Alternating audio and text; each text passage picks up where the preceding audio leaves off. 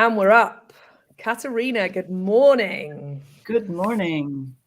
I'm very excited about this morning because I didn't think there were people that do what you do and teach what you do. You cook in the way that I think is amazing, which is intuitively, which there's a whole world out there, isn't there, of cooks and chefs, and you must have a recipe and you need all these ingredients, and it's really hard for people, and you cook intuitively, and it's something that I believe in. And I kind of thought I was, I didn't ever look like actively go out and look for people. So I'm sure there's, sorry to everyone else out there who cooks intuitively, but it just wasn't, I felt like the weird one. And I assumed it was because my background is a chef. So because I'm a chef, I can just go, oh, well, I'll chuck that together and it'll be fine. And then I came across you at the Like-Hearted Leaders and was like, oh, I'm not alone. I'm not strange. I found my people. So I'm really excited to talk to you today. And I'm really excited to share and hear how you do cook and what your beliefs in food are in a world where I'd say the Western population has never been so unhealthy. We've never had so much disease at the same time as we're living longer than ever. So it's a really weird, confusing time. There's diets for everything. Loads of them don't work. And most people, including myself, so I'm a chef, and I sometimes go, I don't know what the F to cook anymore. So I'm excited for this conversation and to hear it from you. So welcome to the podcast. Thank you, Alex, please. You're welcome. Thank you for doing what you do for the world. I think you are, it's a bit of a paradox. You're the antidote to everything, all the noise and everything that's going on out there. And I'm a chef, right? So I love chefs. I've got a huge amount of time for chefs. And as a people, we also do people a disservice because we make cooking this, as chefs, we make cooking this kind of complicated, hard profession. So then, people in their homes just go, well, I don't know what to do. Whereas you bridge this gap and make food accessible and simple, and you teach people how to do it without needing a recipe, which is magic. Wow. That's how it used to be, isn't it? Yes. It's true, right? It's like, oh, let's go back to some of the old ways really worked. So how did you tell me and people listening, how did you end up doing this? Give us a little bit of background of where you came from in the sense of your kind of like childhood and where you grew up and what your food background was, because you haven't always been in cooking, right? So no, well, I'm not a chef. And sometimes I have a hang up about that, I'm not trained in cooking. So what am I doing sort of teaching other people? But it's actually a strength at the same time. And I have to kind of keep telling myself this, that I'm not a chef. I'm a home cook like everyone else. Yeah. And the kind of considerations of a chef are, of course, very valid, but cooking for paying patrons in a professional kitchen is a completely different context than cooking for your loved ones or yourself in your home kitchen. And I don't know how we ended up in this situation where we all aspire to be chefy. Yeah. Not because, a chef in a restaurant is a bad cook. It's just a completely different context. It's sort of like comparing apples and oranges. A home kitchen and a meal to eat at home is just, and I don't know all the secrets of chefs, but to be able to, churn out these meals in the way they need to be, done in a restaurant where you have this huge variety of, possible choices on the menu, and you don't want to wait for 3 hours and all these things. This just doesn't apply in a kitchen. And I don't know why we're trying to be that way or even aspire to be that way. And then at the same time, there comes and creeps in this thing. If I can't cook like a chef, I must be a bad cook. Yeah. Yeah, it's huge, right? Yeah. Yeah. And and what got you passionate about food? So where and how did you learn to cook? So is it your parents always cooked and it's a family thing, or did you learn later on in life? What was your food journey? Yeah, I think it's a I think it definitely is a family thing. I think, and it wasn't that my parents were chefs or that there was, both my parents were working when I was growing up. So, it was definitely a family of working parents. My dad was away a lot. My mom was working full time. So during the week, we always had, very, very simple, quick things, sort of peas and potatoes, yesterday's roast chicken, an omelette, really simple things. But on the weekend, food somehow became the fun thing to do. So we would go to the market, we would cook all together, we would sort of look at recipes and wonder about the flavors. Or when we, went out to a restaurant, we would all try to guess the ingredients. And this is in the context, I grew up in Greece in the 70s. So back then, home cooking was everywhere, and Greece. Exactly. To the point that even if you go to a taverna, to a simple eatery, it was like a home kitchen. And as a guest, you were encouraged to go into the kitchen and look into the pots and say, I want this and I want that. Wow. I didn't know that. That's what you do. So everything was imbued with this, home cooking was normal and everybody was cooking at home. So, and there is, even in Athens, or specifically in Athens, there is this weekly farmers markets in every neighborhood where you can go and get all your seasonal things for, really cheap. And now the supermarkets have crept in, but back then that is what was there. And I think there was always just this excitement about food and about flavors and sitting around the table and enjoying the food and the flavors and, of course, the conversation. And so I don't remember learning to cook. Yes. I just, grew up in that environment.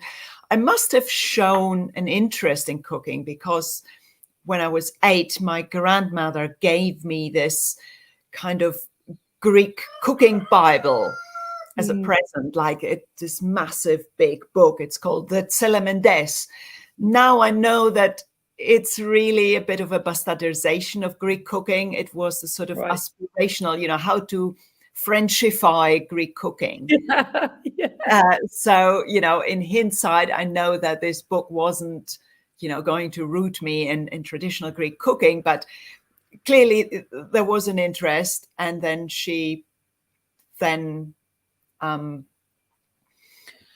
And then when I was 9, I cooked my first 3-course meal from a family from that book. I just chose recipes and I just cooked that. Anyone listening with kids, 3 courses at 9. And it's really important to say that, right? Because what's possible for children is huge. And we don't, I do with my 2. And actually when they cook, whatever they cook, they eat all the vegetables and everything. If I just put stuff in front of them they haven't cooked, they're like, I don't like it. And they're 2 and 4. But that makes such a difference to be part of it. Yeah. Charlie can use a knife. He's 4. And some of my family kind of go, oh, he shouldn't be waving that knife around. I'm like, he knows it's sharp. He knows how to use it. He can chop mushrooms. He can't chop stuff that's, hard, like onions or carrots, but he can chop mushrooms and courgettes and stuff. Well, you have to start amazing. 3 courses at 9. There you go, right? So and I think it went from there. And for a long time I was just cooking. Even when I was a student, obviously I was eating in the uni canteen a lot. I went to university in Berlin, so that was a different environment. So and also my mother is German, my father is Greek, so I think from early on I grew up in this environment where you just pick and mix dishes, influences, spices. It doesn't matter from where it's from. It was just the merrier, the better. So I grew up between cultures early on, and then I lived in Berlin for a number of years while I was going to university. And even while I was living there, I still cooked regularly, maybe not every day, but I cooked regularly for myself. And it wasn't until much later that I kind of used to think, well, there is good cooks and bad cooks. Some people can cook tasty stuff, some don't. Mm. And it was only much later that I noticed that people were commenting on how, I've got people around and there is guests and I'm cooking and chatting and drinking wine. And people would say, oh, you cooking, you're not even stressed. And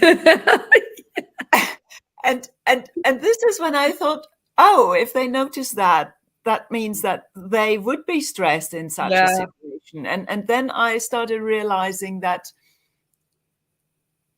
maybe what is special about my cooking is not the cooking, is the fact that I don't get stressed about it, that I can improvise.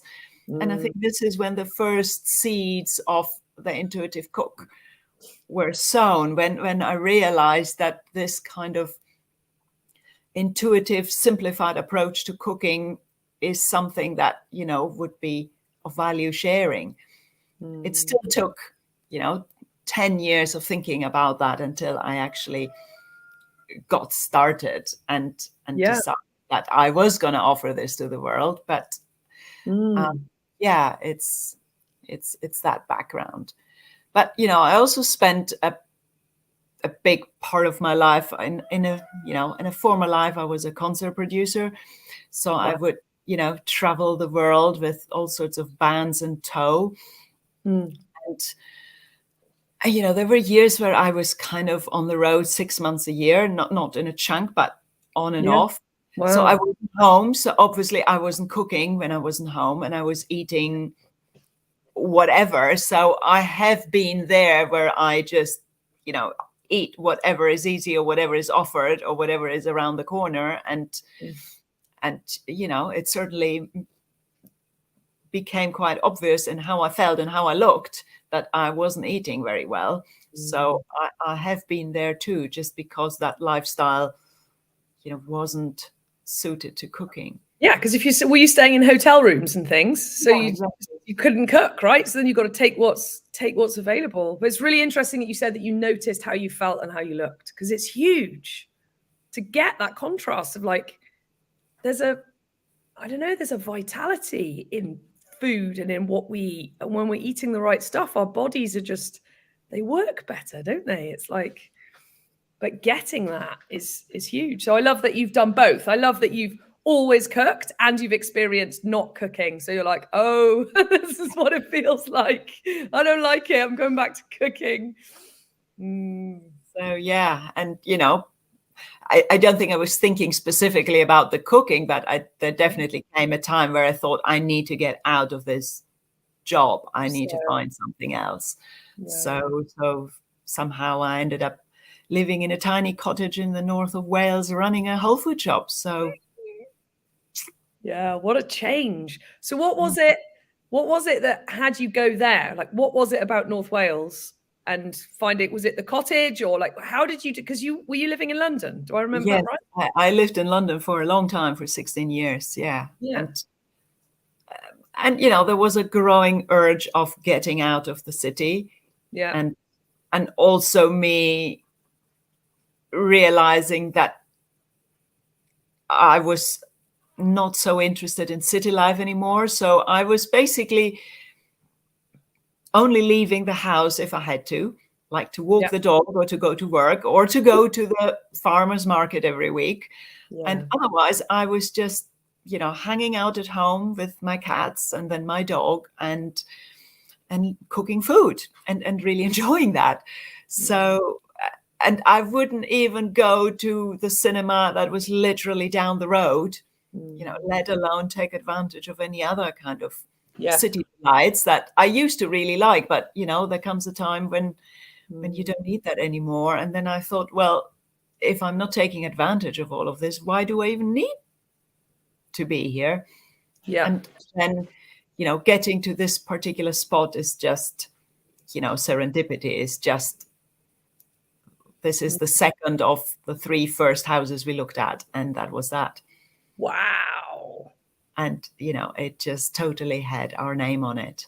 Yeah. Yeah. And which came first, the shop or the house, or was it all together? How does it? Oh no, it was the shop first, and then for 4 years I was actually still commuting to London once a week to do my job. Wow. Okay. So one of the reasons that we started looking here was because I realized, again, accidentally I realized that North Wales, or that part of North Wales, has this really good train connection to London, 3 hours direct. Wow. I didn't realize that. Okay. Yeah. So that is the line that goes from Euston to Holyhead and to the Irish ferries.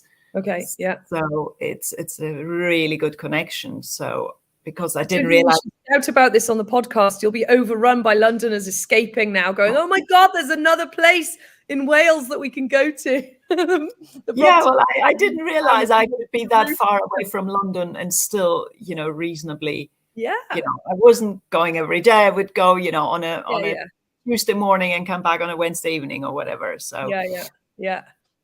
Wow. Yeah. And so, what was it about the show? So, I get that you said it was serendipity, but there must have been something you were looking for. You're like, I need to get out of London. The lifestyle isn't working for me anymore. Were you looking for a shop, or were you looking for a business? No, but it's another serendipity. I was looking to get out of the music business. Okay. Yeah. And when I was still commuting to London, I was being a concert manager for the University of London. So I had to manage all these events and obviously be there for them.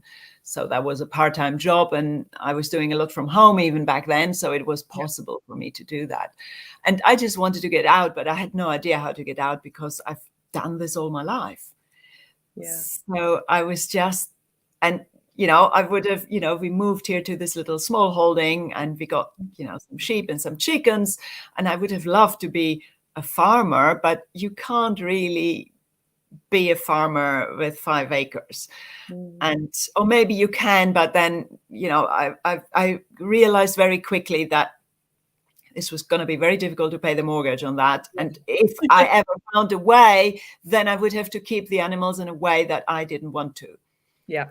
So I realized, well, it's not going to be that. So what is it going to be then? And I had no idea. And I just kind of thought, I'll keep my ears open and my heart open, and something will show up. And then that Whole Food shop, has existed in this little town where we are for 30 years. It's changed various hands, but it's been there for a very long time. And then the owner at the time at some point said, "Oh, I think I'm going to sell the business." I went out. And you could see why she wanted out, because she wasn't really interested, and the shop was fading, really. I mean, we were customers there. And then we thought, oh my God, that would be terrible if the shop closed. Yeah. And then, over dinner, this sort of funny idea came up, like, what if we took over the shop? Nah, that's just a joke. But somehow we kept at that joke. And then at some point I thought, okay, I'm going to find out what it would take. Wow. Yeah. And then we decided that we could do it and that we wanted to do it. And it wasn't, I wasn't looking, I never was looking for a shop. I had no idea I would ever have a shop. And of course, if it had been, the electrical shop next door, I wouldn't have been interested. Yeah. It was the fact that it was a food shop. Yeah. That, did it. really interested. So, and then we suddenly became shopkeepers. And we managed to turn the shop around. Interestingly, I only noticed that recently, not by following any rules about how to do retail, but just by saying, what kind of shop would we like to go into? And this somehow, for me, this was one of, I had this image of one of these old style grocery shops where, the shelves are sort of bursting with stuff, and things are, hanging off the roof, and everything is stuffed full of things. And it's this kind of, old style, old fashioned, real food shop that we were aiming to kind of recreate, and somehow it has worked. Yeah. Wow. And it's so lovely, I think, to just really pick up on it for people listening. Like, you didn't know you were looking for a shop, but it aligned with your values. You trusted, that something would come up, and then actually saying, you didn't follow the rules. So many people, they do business, it's like, we must do business this way. It's like, you must do podcasts this way. It's like, no, I'm going to talk for 2 or 3 hours and see what happens. And if it works, great. And if it doesn't, you and me will have had a fantastic conversation and stuff comes out of it. It's like this obsession in the world now of there's a way to do things and it has to be this way. Actually, when we follow our hearts, like you have, it's magic, because it's working by the sounds of things, right? I mean, I want to come to a shop and talk about it. It's not, it's not easy, but it is working. And an awful lot of people are commenting how, they think that our shop is great. So I'm not just imagining this. Just talking about the shop. Another thing that people always comment on is the smells that come out in the shop. And I find this really interesting, because it's not any particular smell. It's a combination of, fresh vegetables and herbs and spices and jars and incense at the back and God knows what other things, essential oils. So it's like a really weird mix of things, but it ends up being this really, really enticing aroma that, people even walking past the open door sometimes comment. They're not even coming in. Yeah. I mean, you're creating this visceral experience for people on you, which is what you said about when you were a kid and weekends used to be, you go to the market and you'd see all the food. And that doesn't happen now. Like in a supermarket, they pipe in the smell of the baked bread that wasn't really made there, but they're baking it there to get the smell, and that's it. And everything else is just sterile. It's almost like, God, if you smell something, there's something plastic wrong. And all that. We still, we have loose vegetables that, people can touch. And sometimes people ask, is it okay to, put the tomatoes in a paper bag myself? And I say, yeah, of course it is. But, some people have this fear that somehow, if it's not okay. And of course, in the last couple of years, this has intensified. I was going to say, I bet that's got worse. Before we were getting away from all that plastic. Now we're sort of back into everything must be wrapped, because otherwise it might not be safe, even though, most foods are being cooked anyway. So, yes. And I think you said the word visceral. I think getting back to this visceral experience of food is something that we have lost, and something that also, goes hand in hand with the enjoyment of cooking and of eating, that you have to get in with it. You have to touch it and taste it and smell it and observe how it, changes color and texture in front of you while you're cooking in the pot. And that's something I tell people, look at your food, don't look at the recipe. Look at your food, and everything you need to know is in front of you. But the biggest question people have, how do I know if it's done? Well, you just look at the food and you taste it, and then you know that it's done. You know it when you see it. You might not be sure at first, but you just keep looking and keep tasting, and then you'll know it. And the next time, you don't have to look that closely, because you have a better feeling for, how things work. And observing what you're doing, and observing what you like, and observing what you don't like about a taste or a look, or while you're cooking, is so important. And we just have gotten into this rut of just letting recipes tell us what we should do. And why do we trust the recipe that, in the best of cases has been, written of someone else who has their taste buds, but we have our own taste buds. And, why would we trust someone else's taste buds more than our own? Even if you follow a recipe, if if it turns out a bit bland, why does nobody say, okay, then I'm going to add something because I don't like the way this, why do we blame the recipe? Okay, that recipe is not a good recipe, or No good. I Yeah. did it wrong, so it didn't turn out well because I did it wrong. But maybe it just needs something else, and the only person who can think of what you want to add is you.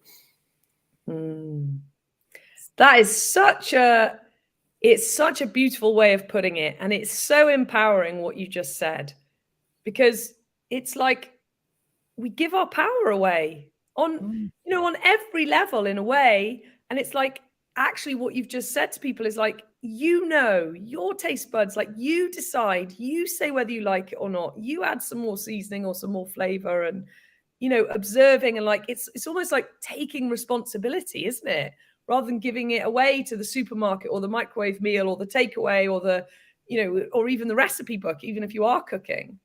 There's a whole life lesson in there in itself. Like, yes, that's the interesting thing, isn't it? How cooking connects with everything in life in the end, which is not surprising because, I really believe that cooking makes us human. There is no other animal that cooks, and there is actually no other animal that shares a meal, unless they have young that they need to feed. Animals generally go out, find the food and eat.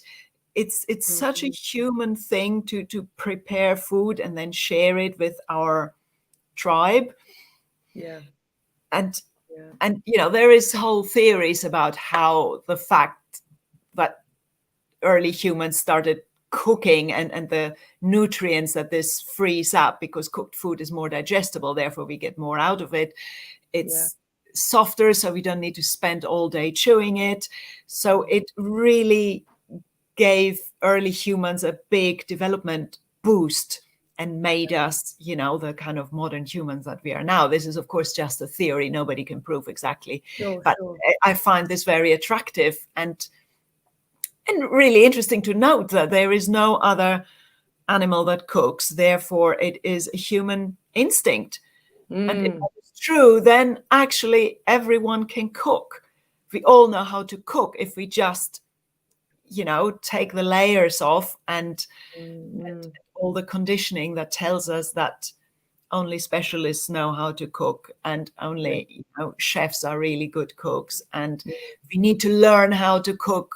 Of course, we need to learn how to cook as in the basics, but we don't need to follow recipes and techniques. There are so many people out there who teach you cooking in a series of techniques, like this is how you sear meat, this is how you steam vegetables, this is how you make a white sauce, and even this is how you pair flavors, this goes with that and that doesn't go with this, even though your cat's like, yeah. and strange combinations of ingredients are, most probably really normal somewhere in the world. Because different people have different taste buds. And of course, we have our own taste buds, but it's also a cultural thing, a learned thing. I will never forget traveling in Indonesia and being completely mind blown by the fact that, by the roadside, they would sell chocolate avocado smoothies. And, it's like, to me, avocado is like a salad vegetable. It isn't fruit that you serve with chocolate. But to them, that was what you do with avocados, for whatever reason. This is how it ended up. And if you think about it, yes, avocados are quite neutral. You could, or it can go either way. I can't remember where I found this idea, but tahini, that we know as this sesame paste that we put into hummus, or maybe in a salad dressing. Well, you can actually put cacao powder and honey in your tahini and have an amazing, sweet, homemade, healthy spread. That, until I read it somewhere, it never occurred to me to turn tahini into a sweet treat, but you can. Of course you can. Who says you can't? You just need the idea. But that's the thing, you need the idea, you need the inspiration. You don't need the recipe. Once you latch onto that idea, that what if I put some cocoa powder and some honey in my tahini, you can experiment how much or how little or what else you want to put in there.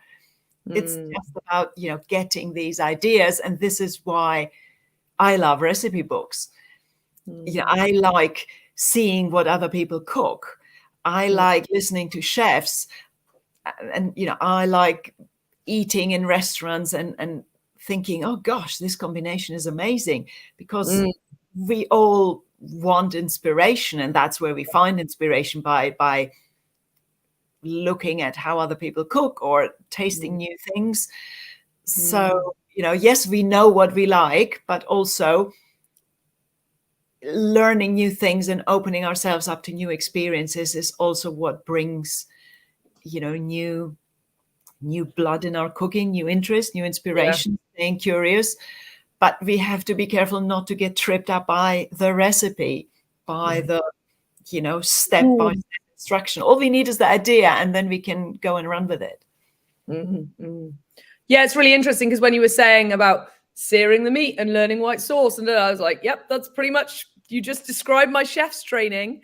And actually there's a huge handicap in that, because then the psychology is, no, it has to be this way. So when my last chef's job was in London for a Saudi Lebanese family, and my boss's mum she was Lebanese, and she would teach me Lebanese dishes.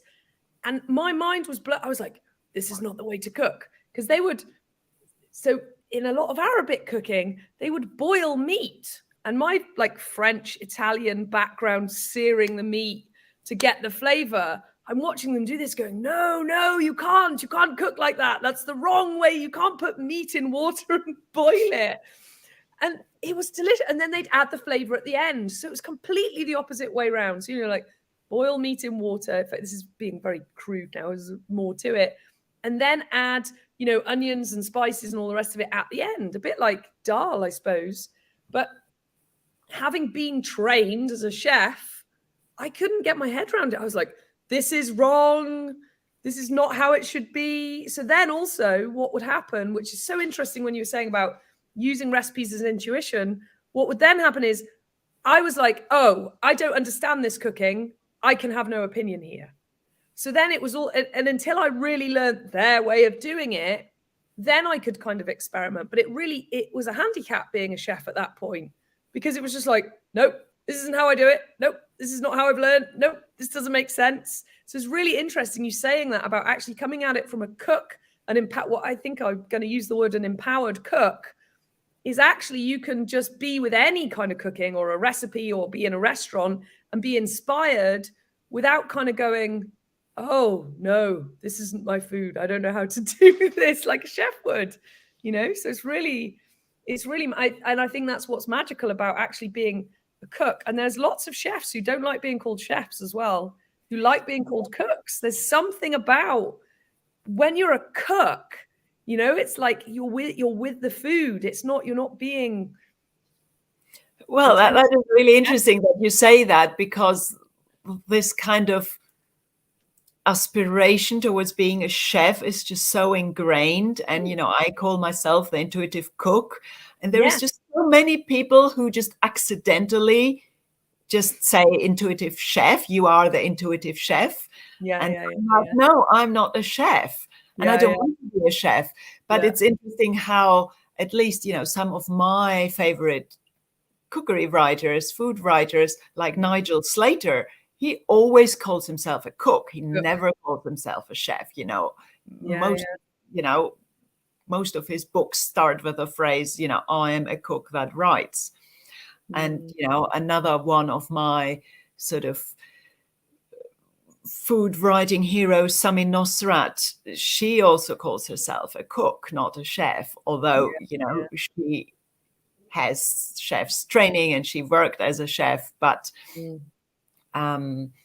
so yeah, it's interesting, this sort of contrast between chef and cook. And You know, some people say, oh, a cook follows instruction, a chef is, you know, creative, because this idea of chef, you know, making, you know, a menu for a restaurant. But I mean, you can be creative in your kitchen.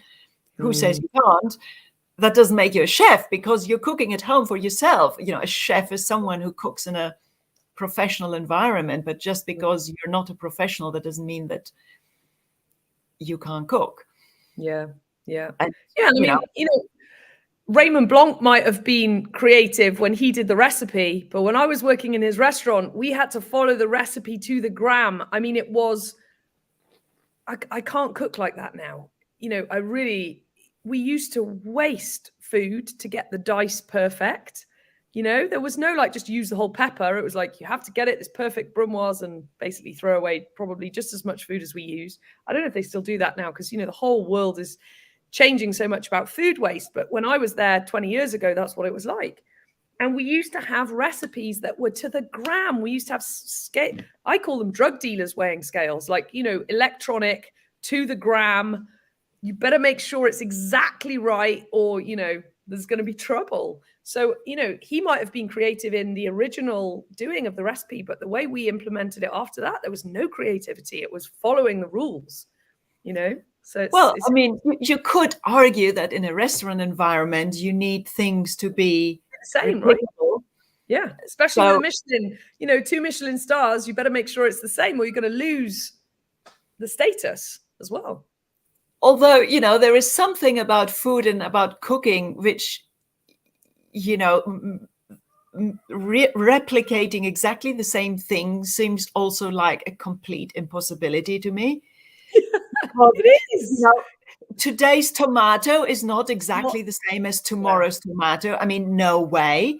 Yeah. And okay, in a restaurant, you keep cooking in the same kitchen, but with a recipe, you know, that you do at home from a book, like my stove and my pan is not the same as your stove and your pan. And my tomato is not the same as your tomato, and my knife is not the same, and I'm cutting things differently. And anyway, I'm not the same person eating that same tomato sauce today and tomorrow, because, you know, how we feel in that moment and what the context is and who we're eating with, all this makes such a big difference in how we experience a meal. So even trying to replicate something to me seems like why?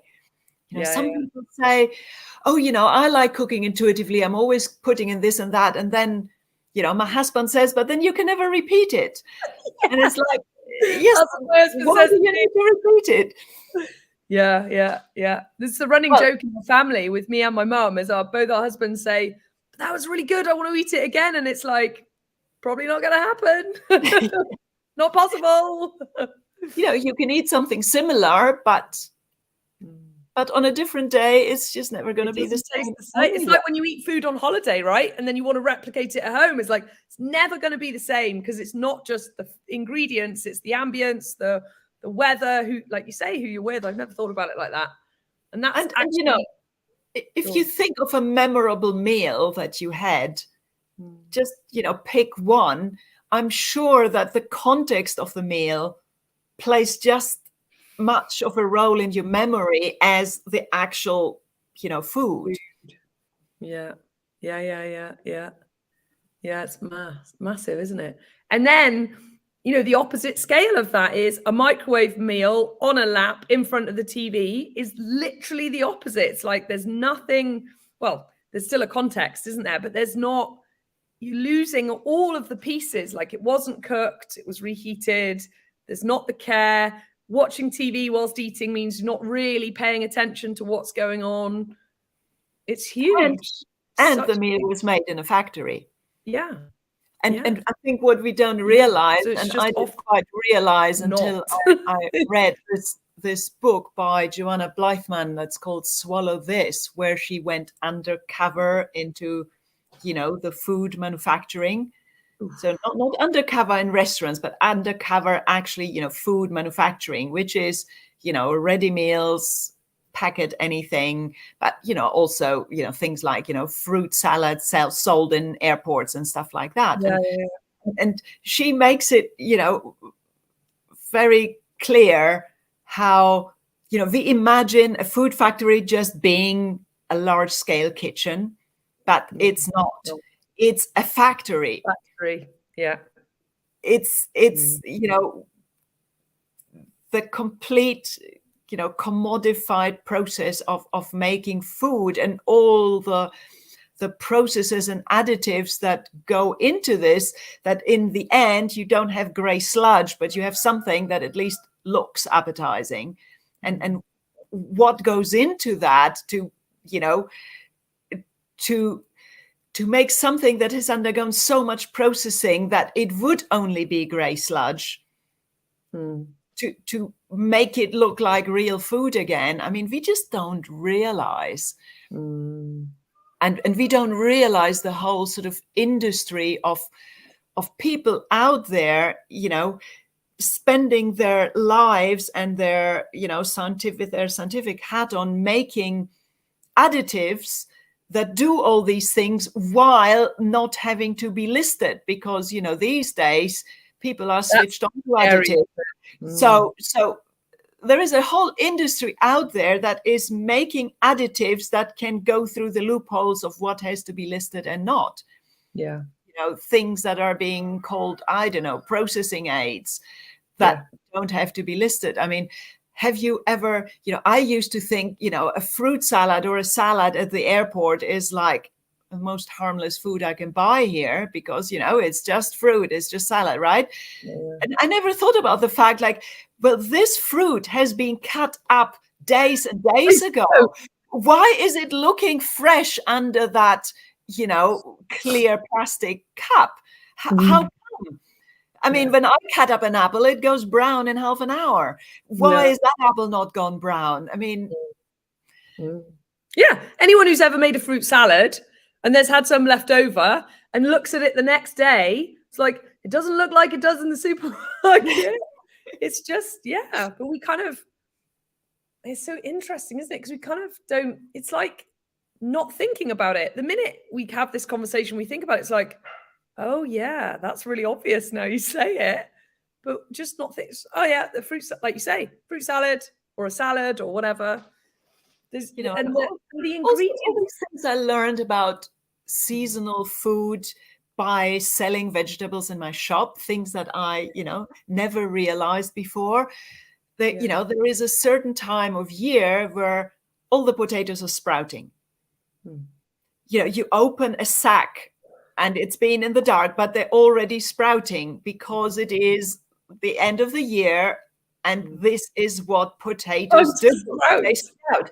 If they don't sprout, there is something wrong with your potato. They have been made not to sprout. And it's not a big deal. You just rub the sprouts off. It doesn't even leave a mark on the potato. And that's it. There's a certain time of year where the garlic is sprouting, because it's the old season garlic. And at this time of year, it has that natural urge to sprout.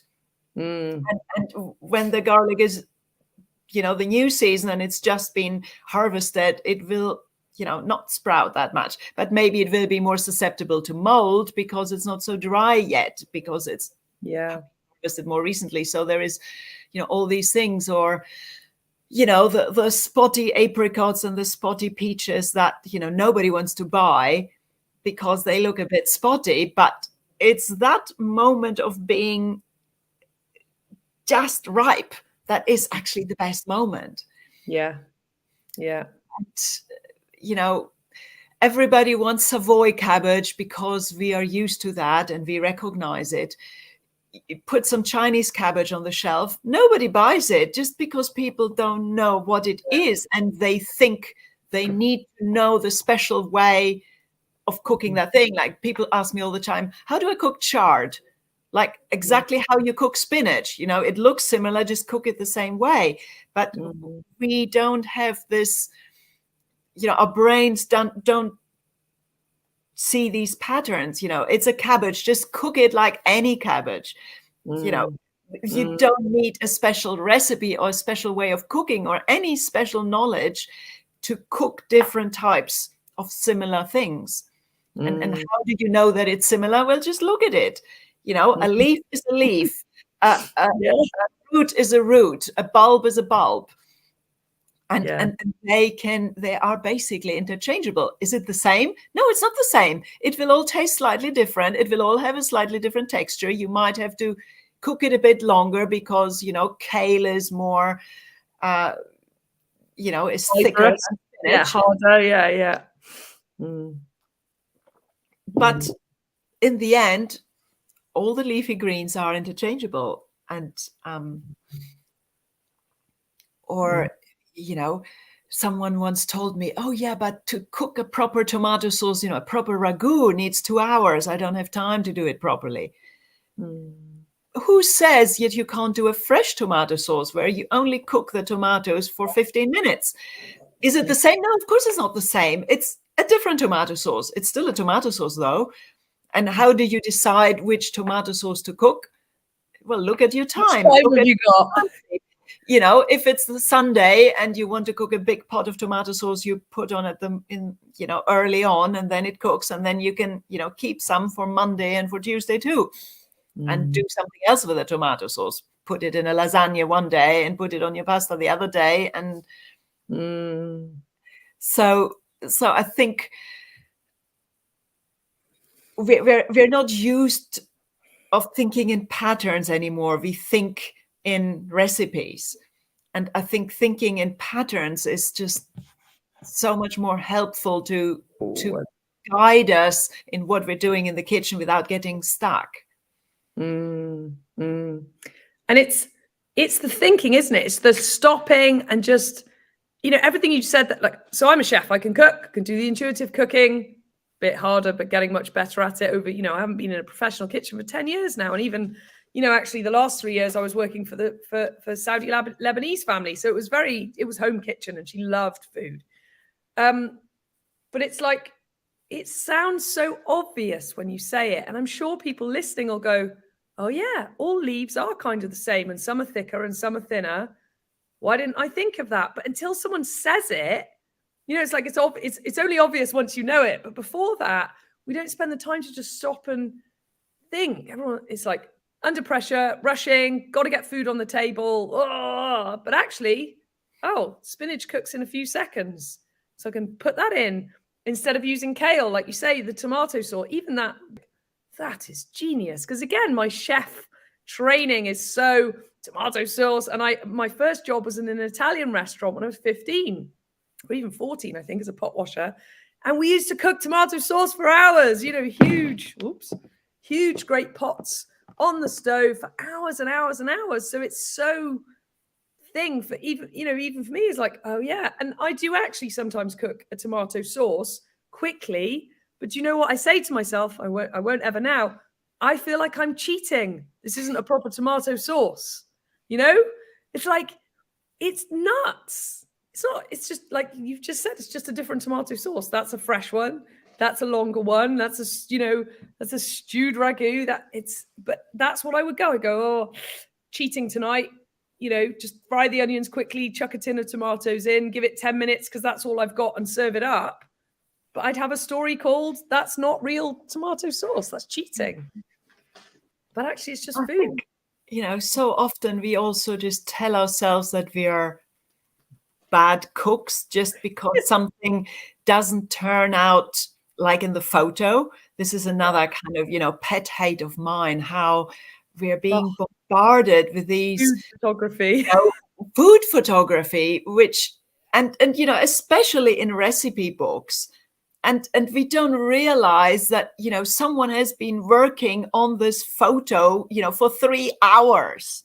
Yeah. I know it from myself, and I just, occasionally want to, put some stuff I'm cooking on my Instagram.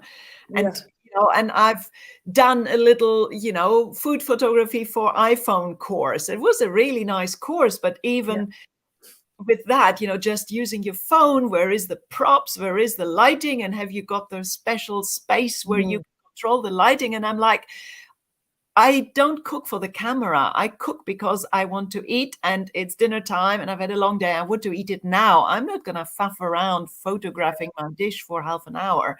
But if you want to produce these amazingly deliciously looking photos. You just got to do that. There is no way around that. But there, this is not how food looks. And to feel intimidated and to feel that we're not good cooks, or that our food is, not good just because it doesn't look like it looks on the photos, I think is doing us a huge disservice. This is part of, modern food culture that is, pushing us in the wrong direction. Well, and it's almost making it so inaccessible. The irony is, I'm a very visual person. The vision I have is someone sat eating a microwave meal whilst watching a chef on TV cook amazing food. But actually the food they're eating is off the scale the other way, instead of actually just cooking. When I used to work at the Manoir for Raymond Blanc, the food photography there, like you say, it literally takes hours. And worse than that, it wasn't cooked properly, because to get food to look amazing, some of the things were raw that should have been cooked to make it look brighter in color or hold its shape better. Or, how does McDonald's make its burgers look like they do in the photos? Because they don't look like that in the packet if anyone buys them. It's like, it's not actually the food that it's not even real. It's actually fake. At worst, it's just not even food. Now that you mentioned that, it's really interesting, because that happened to me when I found a recipe that I thought, oh my God, this sounds so delicious. And it wasn't the recipe itself, it was the side dish. Yeah. The side dish was caramelized onions with miso. Mm-hmm. And I thought, oh my God, that sounds so amazing. The sweet caramelized onions and the salty, sharp miso. Yeah. And I just took the idea, and I had the photo of the recipe in the back of my head. Yeah. And on the photo, the onions are holding together. It's like whole onions. Yeah. And so when my onions were still holding together, I took them out of the oven. Yeah. And I realized that, oh no, they're not cooked enough. Yeah. So next time I cooked them until they fell apart, and then I got exactly what I was looking for, that sweet onion. But the onion doesn't get that sweet and soft and silky until it starts falling apart. So I was completely fooled by that photo. Yeah, because it was literally fake. It's just a raw onion or a half-cooked onion with, whatever. And it's really messing with us, I think, because then we've got this, like you say, we've got a perception of how it should be, and then what it looks like when it tastes good, from whether it's a peach off the tree that's got some spots on it or something that's cooked, and the two are completely different. How the peach looks when it's perfect in the picture and what it actually looks like when it tastes good, two completely different fruit. And obviously, because we all want that picture perfect peach or apple or whatever, these fruit that will we buy. So therefore, the fruit is being bred specifically to look perfect and not to, be tasty or to be nutritious. We forget that, nothing we can buy these days is just an apple. It's the apple that has been specifically modified so that it appeals to, what the consumer demands. And of course, the consumer demands what it has been, shaped to want and to think that it's good by marketing, by advertising, by all these amazing food photographs. So surely, your apple must be spotless, or it must be of lesser quality. Shiny. So let's add some stuff on the outside to make it shiny as well. It's like, oh my God, apples aren't on the tree. They're not shiny in that way, in the kind of fake way. Yeah, it's huge. And then my husband he talks about how when he was a kid, he didn't like fruit because it didn't taste of anything. So that's the thing then, right? Is then people eat it and they're going, this doesn't taste of anything. I don't like it. So he thought he didn't like fruit until he had effectively, because now it has to be called artisan or taste the difference or the very best in a supermarket to eat real food. So this is also the thing that drives me really nuts. To get food that tastes like it used to taste, you have to pay a premium to basically buy real food. And it was only when he started trying, the expensive range or, fruit that was in season, that was when it was supposed to be eaten, he went, oh, this tastes really good. I didn't think fruit tasted good. And it's like, that's insane. Real sourdough bread now, absolute premium. But that's how bread's supposed to be. Well, yes, exactly. Yeah. Anyway. In the same way as, organic food, i.e. food without chemicals. It's just food. It used to be, that is how food used to be, that is normal food. And then, the other food should be called, I don't know, industrial food. Chemically induced the way around. We say that is normal food and then that's organic food, rather than say that is normal food, it's organic, it has been grown as it used to, or, and that's industrial food. Yeah. So it's all upside down. It's all upside down, exactly. Yeah. I was at a kids' party this weekend because Charlie had 2 and 4, and the kids all have parties. He has a busier social life than we do. And so both my kids at the moment don't eat eggs or dairy or wheat, right? Because they both had digestive problems and skin problems. So I went to a functional medicine specialist because I thought there's no point in going to the GP. They're going to give him laxatives because he was constipated, right? There's no point. So I go to a functional medicine specialist to take these things out. I'm not, it's not all of those, but there was a whole, his gut was so irritated by this point, he couldn't tolerate any of those food groups for now. And I think he's starting to come out of it. But, we introduce one at a time and see, and then his skin flares up again. So we know he's not ready. But anyway, when it first happened, I was like, oh my God, this is terrible. It's going to be a nightmare. It's changed the way we cook for the better, because the most lazy ingredients, there's nothing wrong with gluten or dairy or eggs. They're my staple ingredients as a chef even. And they used to make I be lazy. The ability to use pasta and cream and eggs. There's a lot of food, pizza, pasta, sandwiches. It's like a baseline. Anyway, so all of that was kind of taken out of my cabinet. So I had a bit of a time where I was like, oh my God, how do I do this? Because I don't like cooking different meals for different people. So, now when I make a fish pie, I use tomato-based sauce instead of a cream-based sauce. And we've just changed the way we cook, and it's fine. But the biggest gift that it's done for me is when we go to children's parties, they can't eat the food there.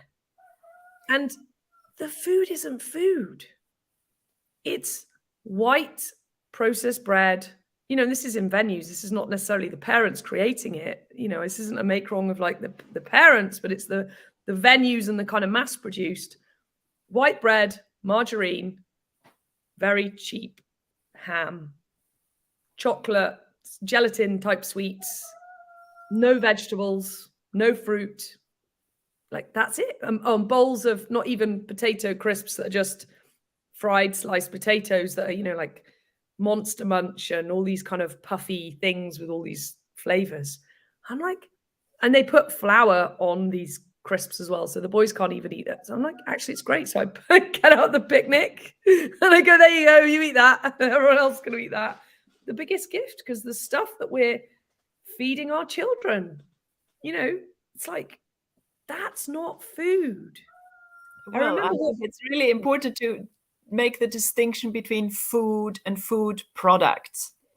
Yeah. That is actually, that's where the difference is. A food product is, well, it's not food. It's a product. And it's really interesting how these food products creep in as being, better for us. Like, I mean, I know you can't have dairy, so you might at the moment, have to have some of these substitutes. We rarely substitute because they're disgusting. If you look at a pot of natural yogurt, it contains milk. End off. If you look at a pot of coconut yogurt or soy yogurt or any of this, there will be like 10 different ingredients. Yeah. And they taste and smell horrible. The boys don't really like it. We We occasionally use coconut yogurt. Very rarely. I mean, Owen and I even last night had a discussion like, we haven't had any for weeks. The boys don't really like it. I usually end up throwing it away. It kind of ends up being used as, you know, instead of making a raita when we have curry, I make it with coconut yogurt so the boys can eat it, that kind of thing.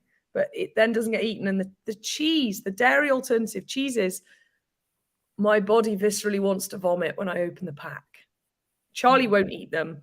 Rupert kind of does because he's desperate to eat cheese like we do. So it's kind of, he'll have some grated sometimes, but they're awful. I can't pronounce half the words on the packet. Yeah. But, you know, this is not something new. This is what started, you know, in the late 70s when all these sort of dietary, you know, government dietary advice started coming through, where, you know, suddenly margarine was the thing to eat. Butter. Yeah. Well, it's, you know, and butter became, you know, something to be vilified. And, you know, which is the same, you know, butter contains milk and nothing else. And actually it doesn't contain very much milk at all because it only contains the fat. Yeah, Charlie can tolerate butter and he can tolerate goat's butter. So actually when I say they don't eat dairy, Charlie can eat butter.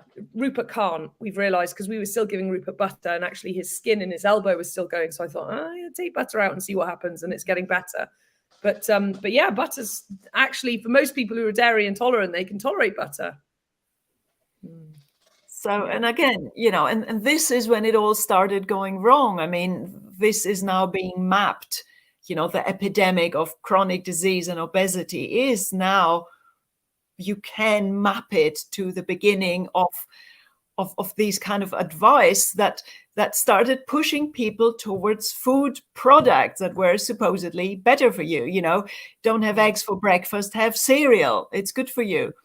You know, that's a disaster because all this cereal is highly processed.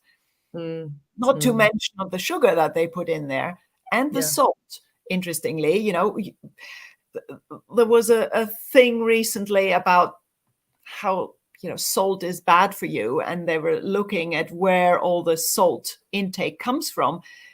The average person there, by far the biggest salt intake comes from what? Breakfast cereal. It's crazy.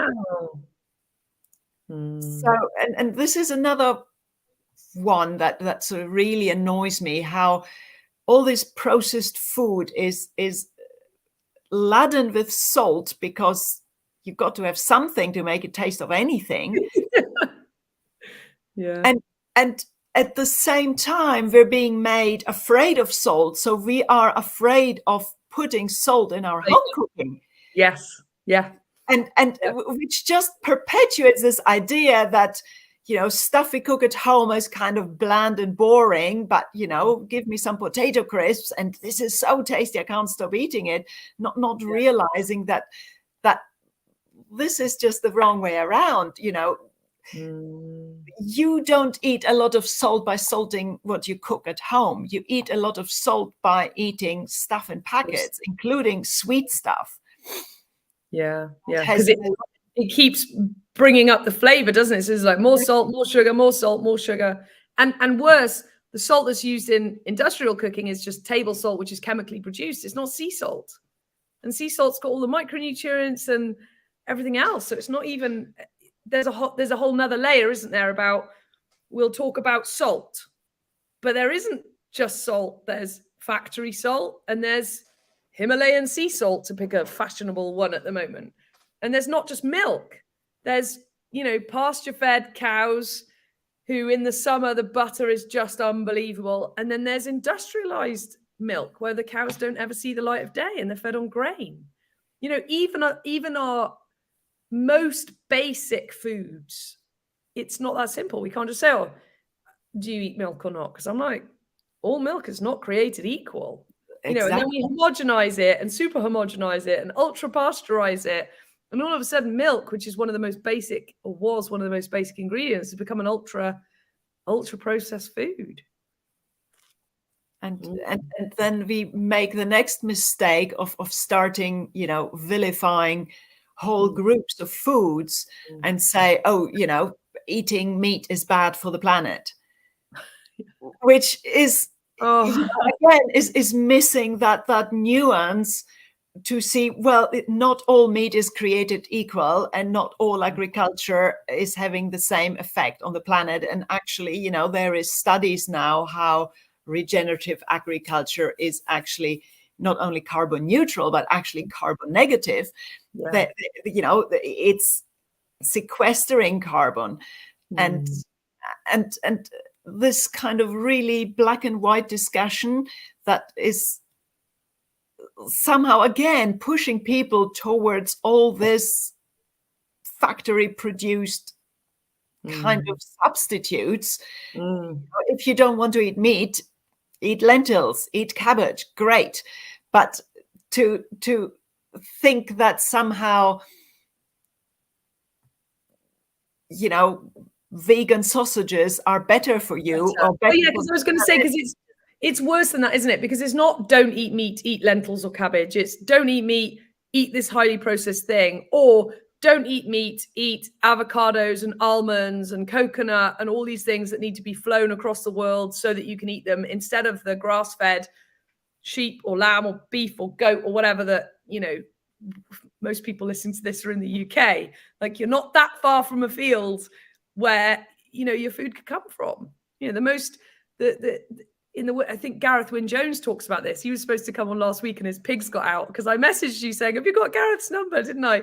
And he got back to me later on. He's like, oh, the pigs got out and broke 2 walls and 3 fences and they had a nightmare. So he's coming back on in a few weeks. But I think it's him that said on an Instagram video, he was like, in the winter in Britain, the best thing you can eat is beef that's been eating. And anyone who's vegetarian or vegan out there, I got it. Like, you don't have to eat beef, but we're just talking about like what's local and sustainable in the UK in the winter is the root vegetables, the cabbages, and dairy and beef, basically, that we don't have to fly in from wherever. I mean, it's just, that's sustainable, but it's, and also the fact to say that, even saying it, I'm apologizing and saying, oh, if you're vegan or vegetarian, I completely understand it. But it's like, I'm not allowed to just say that. Like, and if I look around me here, the fields around me, I mean, they all have sheep or cattle on them, but you could not grow vegetables here. It's too high, and we're not even that high, but still, even people, growing vegetables here, they struggle, right? In just the garden, it's quite a struggle. So there is no way that on these steep slopes you could, harvest vegetables on any scale whatsoever. So there is not that you could do something else with that land. It is, however, very suitable for, grazing hardy sheep. Yeah. Tell me about, so for those listening that don't know this, so I'm a bit like Caleb from Jeremy Clarkson's farm when it comes to sheep, or I was until I met you and you told me about your sheep and sent me photos. I was like, sheep are stupid. I never want them on my farm. I want nothing to do with them. Yes, they're very tasty, and I'm very grateful to the sheep farmers out there who have sheep. I don't want to deal with them. I remember seeing Caleb on Jeremy Clarkson's farm going, not dealing with a sheep, and then laughing about all the shenanigans they got into. So I was watching it with Owen and I went, see, I told you I'm having nothing to do with sheep, because he really wants sheep. And then I met you and you were like, no, I have white, basically. So tell everyone about your sheep, because you literally, I was like, oh, I could consider sheep if they're like yours. I just can't deal with them. I was like that too. I was like, oh, I'm not interested in these stupid white things. Yeah, they need shearing and looking after, and they get themselves into all sorts of trouble. And so yeah. So I was thinking, oh, I think I'm more like a goat person. Yeah. And then I kind of completely accidentally found out about this breed of sheep called the Soai sheep. And Soai sheep, they come from the St Kilda Islands, which is like the outer of the Outer Hebrides, sort of, well, furthermost corner of the UK, like a few rocks in the middle of nowhere. Yeah. And people used to live there, actually, sort of very, very tough conditions, and those islands were owned by the Earl or Count of God knows what. So these people were sort of serfs on his land, they would do whatever they would do. And once a year, the taxman would come and, collect the taxes and do some bartering of goods. And on one of those rocks, the Soai rock, which apparently in Nordic means the sheep rock, if I'm not entirely mistaken, there were these wild sheep. And once a year, they were allowed to go and hunt those sheep. They also had a different breed of sheep that were like the house sheep. That's the Borerai. They're even rarer. And anyway, then people were eventually moved off there, and now it's like a nature reserve, and those sheep still live wild there. And it's basically the wildest breed of sheep there is. There is some similar breeds. There is one similar breed in the Alps that is wild, and one, I believe, in the mountains of Cyprus that are quite similar. Yeah. And what does it mean, a wild sheep? It basically means it has not been improved for human purposes. Like they say, there is the primitive breeds and the improved breeds, and there are other primitive breeds like the Shetlands say. So they have not been improved that much. That's why they're called primitive.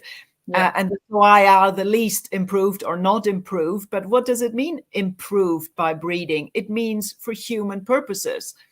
So Soai sheep are very small, are very slow growing, have, wild instincts, so they don't really herd, they scatter. So they're not so easy to manage. They can, if they want to jump a fence, they will jump a fence. And, they're generally not manageable like normal sheep. But breeding usually has sort of accidental byproducts, and there is experiments that show so that domestication, for example, is producing more white fleece. So this is probably why sheep are white. So Soai sheep are they sometimes have white spots, but generally they are different shades of brown. And their fleece falls off. They don't need shearing, which makes sense. I mean, what did sheep do before humans came along? They weren't being shorn. And, Soai sheep just show up one morning with their lambs. They don't need help lambing. We there is all this sort of concept of lambing time, and this is really busy time for farmers, and it is. And even here around, people in the shop who know that I have sheep, they will say, "Oh, are you lambing?" And I'm like, "I'm not lambing, they're lambing." They don't need help. They just do it on their own. Yeah. And this is what is normal. They're very hardy, so they don't have, problems with illness. Sometimes something is not right, but I actually hardly ever had any sheep die suddenly. It's either lambs that somehow are not thriving from the beginning, and then sooner or later something is just wrong. Or I have sheep that, just die of old age. My oldest sheep, she's 13 and she raised a lamb this year. Wow. So how many sheep have you got? Gosh, I think last time I counted it was maybe 19. It's which is quite a lot for my small piece of land. I mean, if there were big white sheep, that would be far too many like that. I can just deal with that. But I really have to be careful to keep the numbers down, because once they start multiplying, they will multiply. It happens fast. And do you sell the meat? How do you decide that? Is that why the numbers are growing? There's a whole world of... I don't sell the meat because there is just so many hoops to jump through if you want to actually sell the meat. So we just eat the meat ourselves. And then I do sell sheep to those who like the breed. So there is a lot of horse people and smallholders who just like the breed, and it's a rare breed. So you're doing something positive if you because that is the thing about rare breeds. Rare breeds are generally rare because people don't see the utility anymore. Because, from a commercial point of view, I mean, the meat is absolutely delicious because it's gamey and it's not fatty, because they just have this completely different conformation. But even to eat them yourself, they still need 2 summers at least. So, by most commercial lambs are ready for slaughter between 4 and 6 months. And a 6-month-old soy lamb is still the size of a small dog. So, but there are people who like the breed, so I often sell them to other people who just want to keep them. And then otherwise they get to go in our freezer. Which is, not easy. I hate doing it, but I think this is how it should be. It's, it's not meant to be easy. It's not meant that you can look away and ignore the fact that an animal was killed for you to eat it. And if I couldn't deal with that, then I shouldn't be eating meat. But I feel very confident and very happy with the fact that I know my animals had a good life. And then that's what counts for me. That is why I don't eat commercial meat anymore, because I hate the idea that these animals, suffered all their life, including, often commercial sheep are being trucked live in big trucks, and they're being, driven across the country, across Europe, rather than, slaughtered at the closest possible place, so that they don't have to endure this sort of impossibly hard journeys, for which there is really no good reason, except that, logistics say that this is better. I can't see why this is better, but so I have made peace with myself by saying I just don't eat commercial meat ever.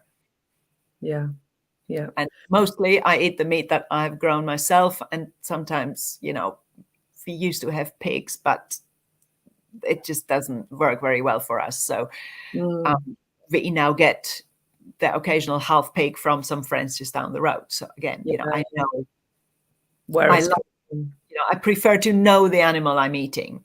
That sounds kind of like hard to bear, but actually I don't. I know that the animal had a good life, so that's what counts for me.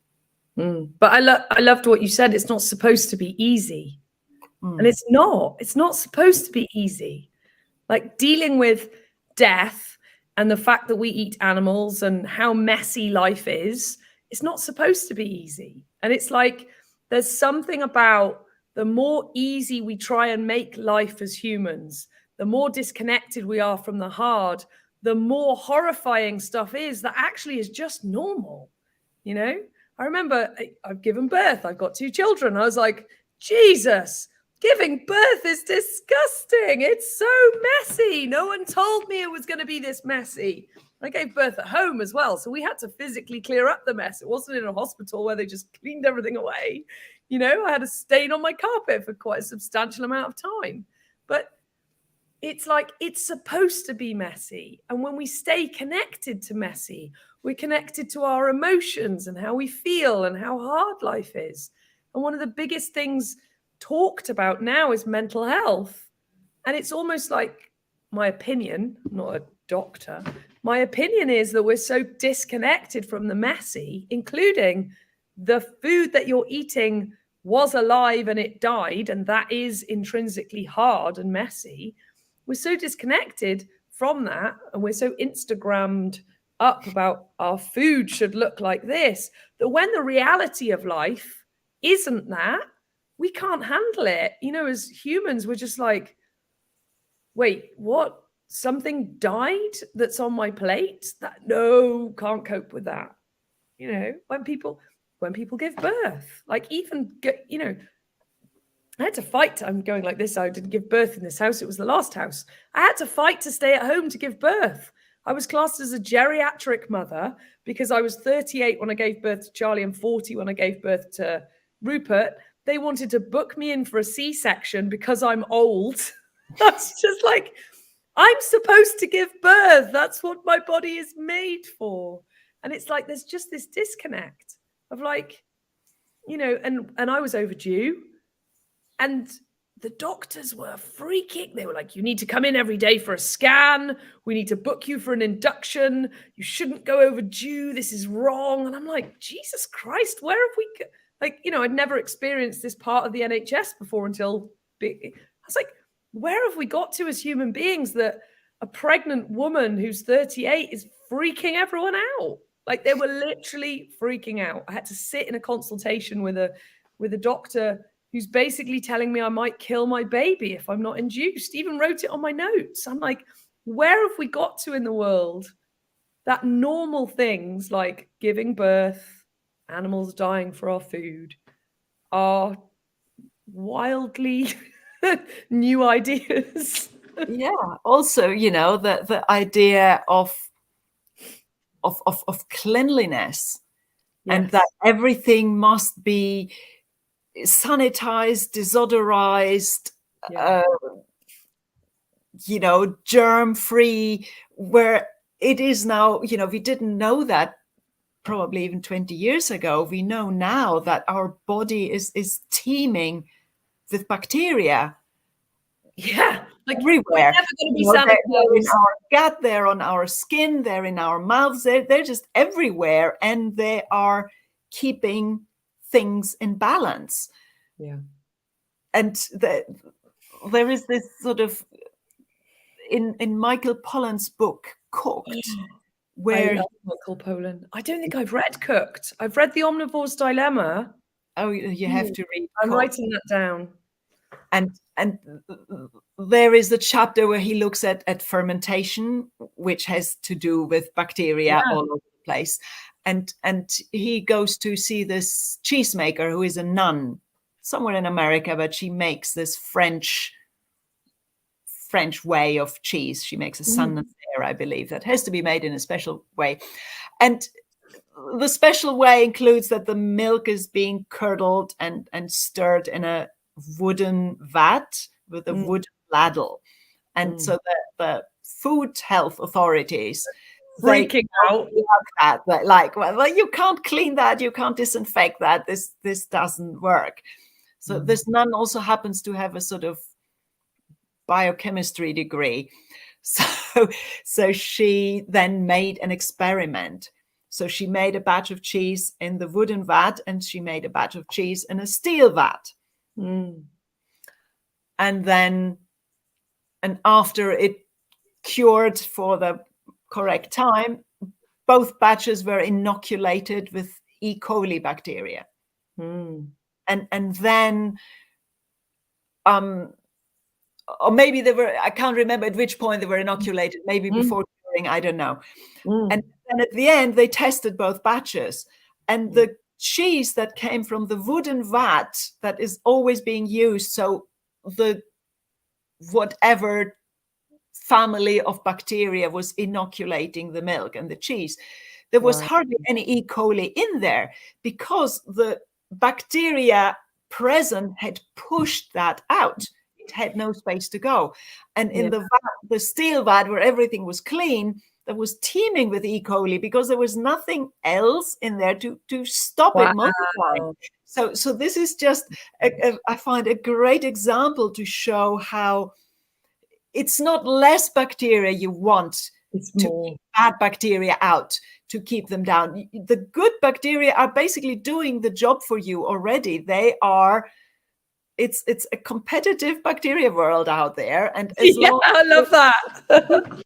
balance right, the baddies will be outperformed, and there is no danger for you.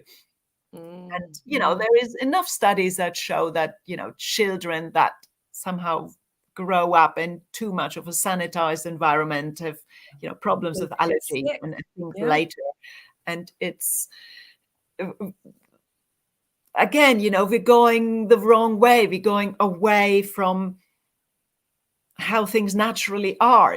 People have always grown up by, digging in their soil to plant things and touching animals because they were living with animals and certainly living without disinfectants.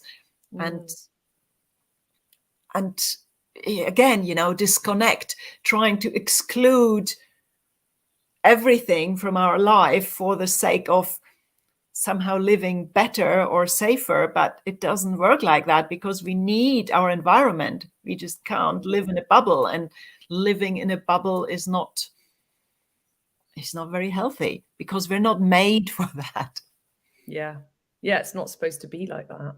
It reminds me of I went out to Joel Salatin's farm in America, and I found him by reading Michael Pollan's book. And Michael Pollan talks about Joel Salatin, and Joel Salatin had an internship to go and work on his farm. And I passed the first stage, got invited out for a couple of days, couldn't get a visa. Well, I got offered the internship and they couldn't get a visa, so didn't end up going out. But I had a couple of days on his farm, just amazing. And he talked about there, and also he talks about it in his books. The I think it's, who is it in America? Is it the FDA or is that here? Whoever it is, the Food and Drug Administration in America, they can't stand his farm because they slaughter the chickens on the farm by hand outside. So they have a covered roof area, but there's no walls. And they freak out. They go, this isn't clean. How do you sanitize? And he goes, what do you think the sunshine and the fresh air does? And they can't handle it. And they keep coming back to him and they keep testing everything. And his chicken has the lowest rates of salmonella than any chicken they ever test. And it blows their minds, because they're always trying to shut him down, because they're going, no, this isn't sanitizable. It's not a closed room. You need, all of that. And he's like, test. There's nothing, like, it's the best chicken you'll buy, because it's all outside and the sunshine and the fresh air. I mean, obviously they clean and they use hot soapy water, but that's it. There's no deep sanitation of the area, once stuff's done. And all of the guts from the chickens and the feathers and everything goes in the compost heap. And that freaks them out too. They're going, you have to get rid of this waste in a better manner. The farm, the thing that he points out in his books and that I physically experienced, the farm doesn't smell, because they have they use wood chip in their compost and they layer up. He even said you could put a whole dead pig in their compost and you wouldn't smell a breakdown, because of the amount that basically they get the carbon ratio correct in the compost, which means they can have, and we're talking thousands of chickens. This is not a small farm. This is a big commercial operation now. Although when you go on the farm, you think, where's all the machinery? Where's all the kit? They have a couple of old tractors. They let the animals do the work. They let the animals walk around. They let the pigs turn over the bedding from the cows in the winter, and the chickens are in, free ranging after the cows in the field. And the FDA can't handle it. They don't like it. How is it sanitary? It's just, it's almost like we have to go backwards. It's like we've got to relearn the wisdom. Well, exactly. Almost like finding a way to explain it with science. It's like science can't explain it, so it can't be true. It's like, well, find a way to explain it then. Yeah, but just because science can't explain it right now, still it's not true. There's always been this discrepancy between science explaining life and what makes us think that science has caught up now. We still don't understand most things, which is fine, because nature is terribly complex and absolutely wise, and this sort of idea that we know better than nature, when nature has done its thing for millions of years, and we just started thinking about something yesterday or last year and we somehow think we know better, it just doesn't make any sense, really. So what do you say to people? So basically we've talked about the nightmare and the mess that the world's in. So anyone listening to this that's going, what am I supposed to do in my kitchen if I can't even trust where my meats come from or where my salts come from. You know, it's overwhelming, right? Which I think is also another problem. It's why people then just switch off and buy a microwave meal or give power across to whatever food producer they do, usually supermarkets. So where do people start who are listening to this just going, what do I do? Like, how do I start? How do I, I'm living on takeaways and ready meals and convenience food. It's making me sick, or I don't want to, or I'm tired, or I've just been inspired by, this conversation. How do people start? Well, I think you have to, the first thing to do is stop worrying about the kind of meat and the kind of vegetable, like, is it organic, is it not, you can, is the salt pink or gray or what, you can do that later. I think Okay. you start by realizing that if you cooked it, it's healthy and off. If you cook your food fresh and you only put in your food what you want to put in your food, and you have control over what you put in your food, that is the first step. So, and okay, maybe you cannot go from, getting takeaway every day to cooking every day, but I think just take one step. So do one more home cooked meal every week. Yeah. However many you cook, or even start by, jazz up your takeaway. Can you put a handful of herbs on your takeaway? Can you add some, homemade raita to your curry? Yeah. Can you just do small tweaks that just make you realize the power of your taste buds? Just start with something. Get a pot of basil from the supermarket and put that on your pasta sauce from a jar. Yeah. Something as simple starts. And I think, and to start with getting better at cooking, I think you start by observing, start by tasting. I think this is what the first step is, kind of intentionally taste what you're eating, let it, imagine you're at a wine tasting, but you're just having dinner. You don't have to do that with every mouthful, but intentionally taste a few mouthfuls. What do you like? Why do you like the way it tastes? Why do you not like the way it tastes? Being observant about what we like is just as important as being observant as what we don't like and why we don't like it, because only if we observe these details can we tweak them. Is it too salty? Is it too sweet? Is it too bland? Is it too hot? Is it too sharp? And once you can taste how it tastes, then you can think about how you can change that. Do you want a bit more salt? Do you need to add some cream because it's too dry? Do you want a squeeze of lemon juice? And just balancing flavors can make such a massive difference. Just a squeeze of lemon juice or a bit of pickle on the side can completely change what you eat. And often people will say, "Ooh, I cooked this and it didn't work out very well."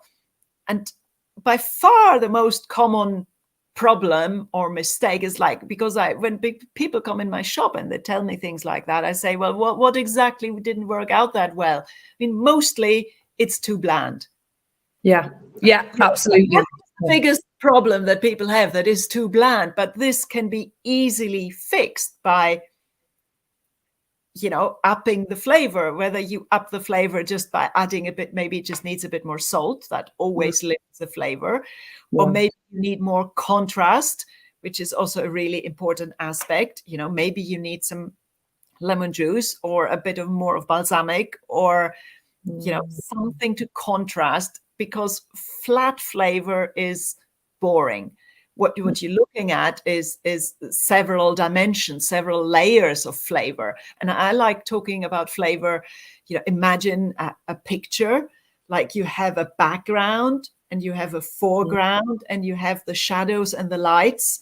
So are, all the different layers of flavor, and you want all these aspects. Like, imagine, so you want to complement flavor, and you want to contrast flavor, and this is creating the layer. So one of my favorite examples, because it's easy, is, imagine pumpkin soup. Pumpkin is quite sweet by itself. And this is why complementing that sweetness with more sweetness to bring out that sweetness is really nice. Like, cream is really nice in pumpkin soup, or coconut milk is very nice in pumpkin soup, because it brings out that sweetness even more. But at the same time, contrasting that sweetness is also really nice. That's why ginger and chili is really nice in pumpkin soup. So the best pumpkin soup would be the pumpkin soup with the coconut and the chili and the ginger, for example. So the more layers you can create. And again, this is, one argument why these, 6 ingredients, 5 ingredients, 4 ingredient recipes are kind of, they're limiting the flavors you play with. So either you're going to use what, many people call flavor bombs. You're going to use those ingredients that have very complex flavor on their own already. For example, olives or capers or anchovies or miso paste, anything cured, tomato paste, parmesan, all these things that they have very complex flavor on their own already. So you can get away with just this one ingredient doing a lot of work for your flavor. Or you can just layer different ingredients. Who says you can't put a celery stick into everything? Together with your onions at the beginning. This will just add complexity to your flavor. It doesn't mean that your food will taste of celery. So if you bought a head of celery because some recipe said you need 2 sticks, so what are you going to do with the rest of the celery head?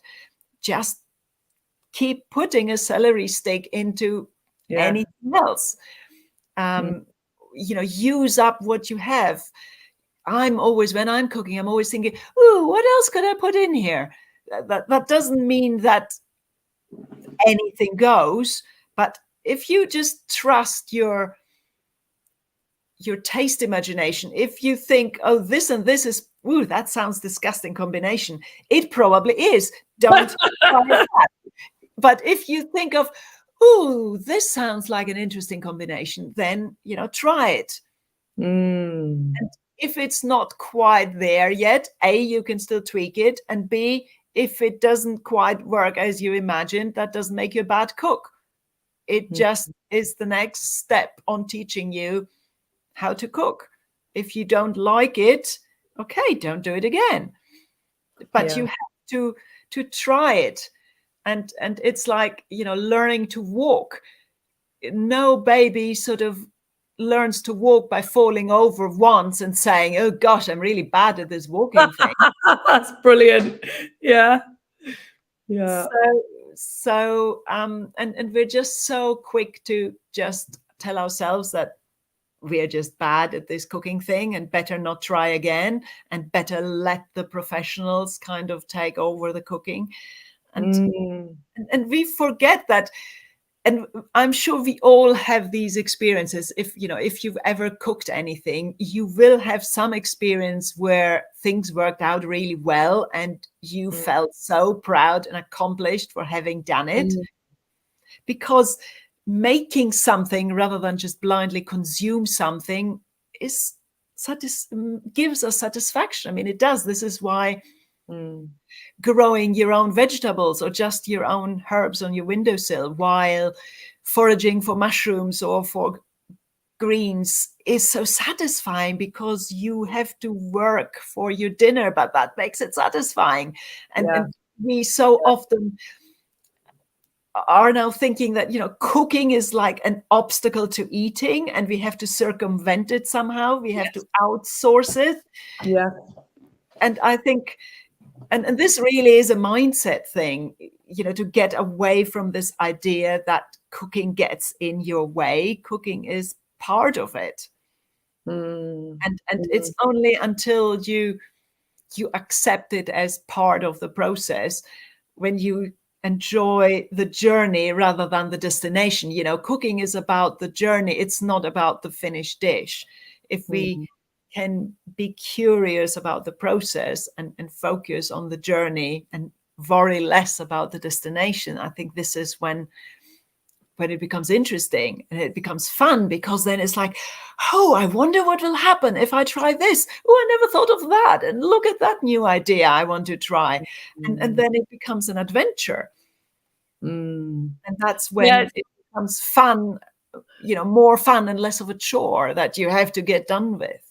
And I think you just verbalized for me something that happens in our house. So my bonus dad, Vaughan, so Owen's dad, he goes, oh, don't spend all day cooking in the kitchen. Just do something quick. And I'm like, and actually I don't say anything. Owen says, Dad, that's a happy place.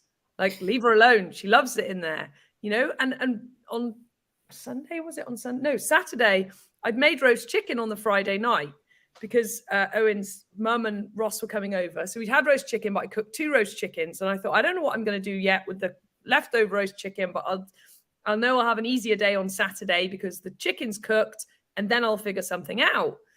And I ended up going, I wonder if I can make gluten-free chapatis. I was kind of thinking I've got so Lolly is gluten-free and both the boys are. So I just don't cook with gluten. I just don't use wheat. So I was like, I really fancy some bread.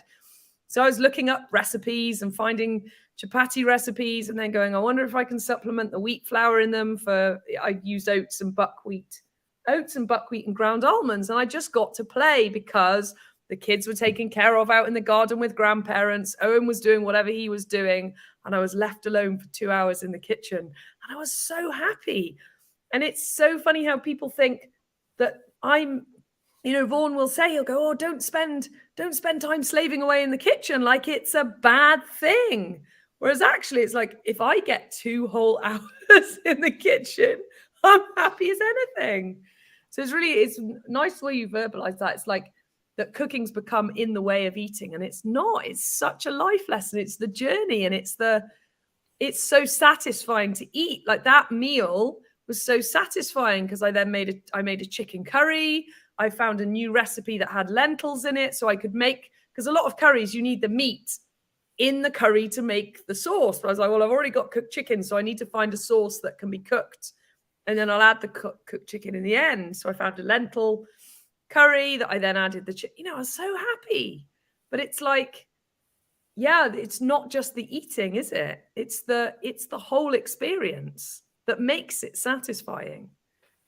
But, and it doesn't have to be, that was the weekend, you had more time, but it doesn't have to be that long either. I was making bread. It doesn't have to be complicated. Yeah. But again, if we focus on the journey and stop worrying about the result will, 99% of the time, the result will take care of itself if you just chop a few things, put them in a pan and off you go.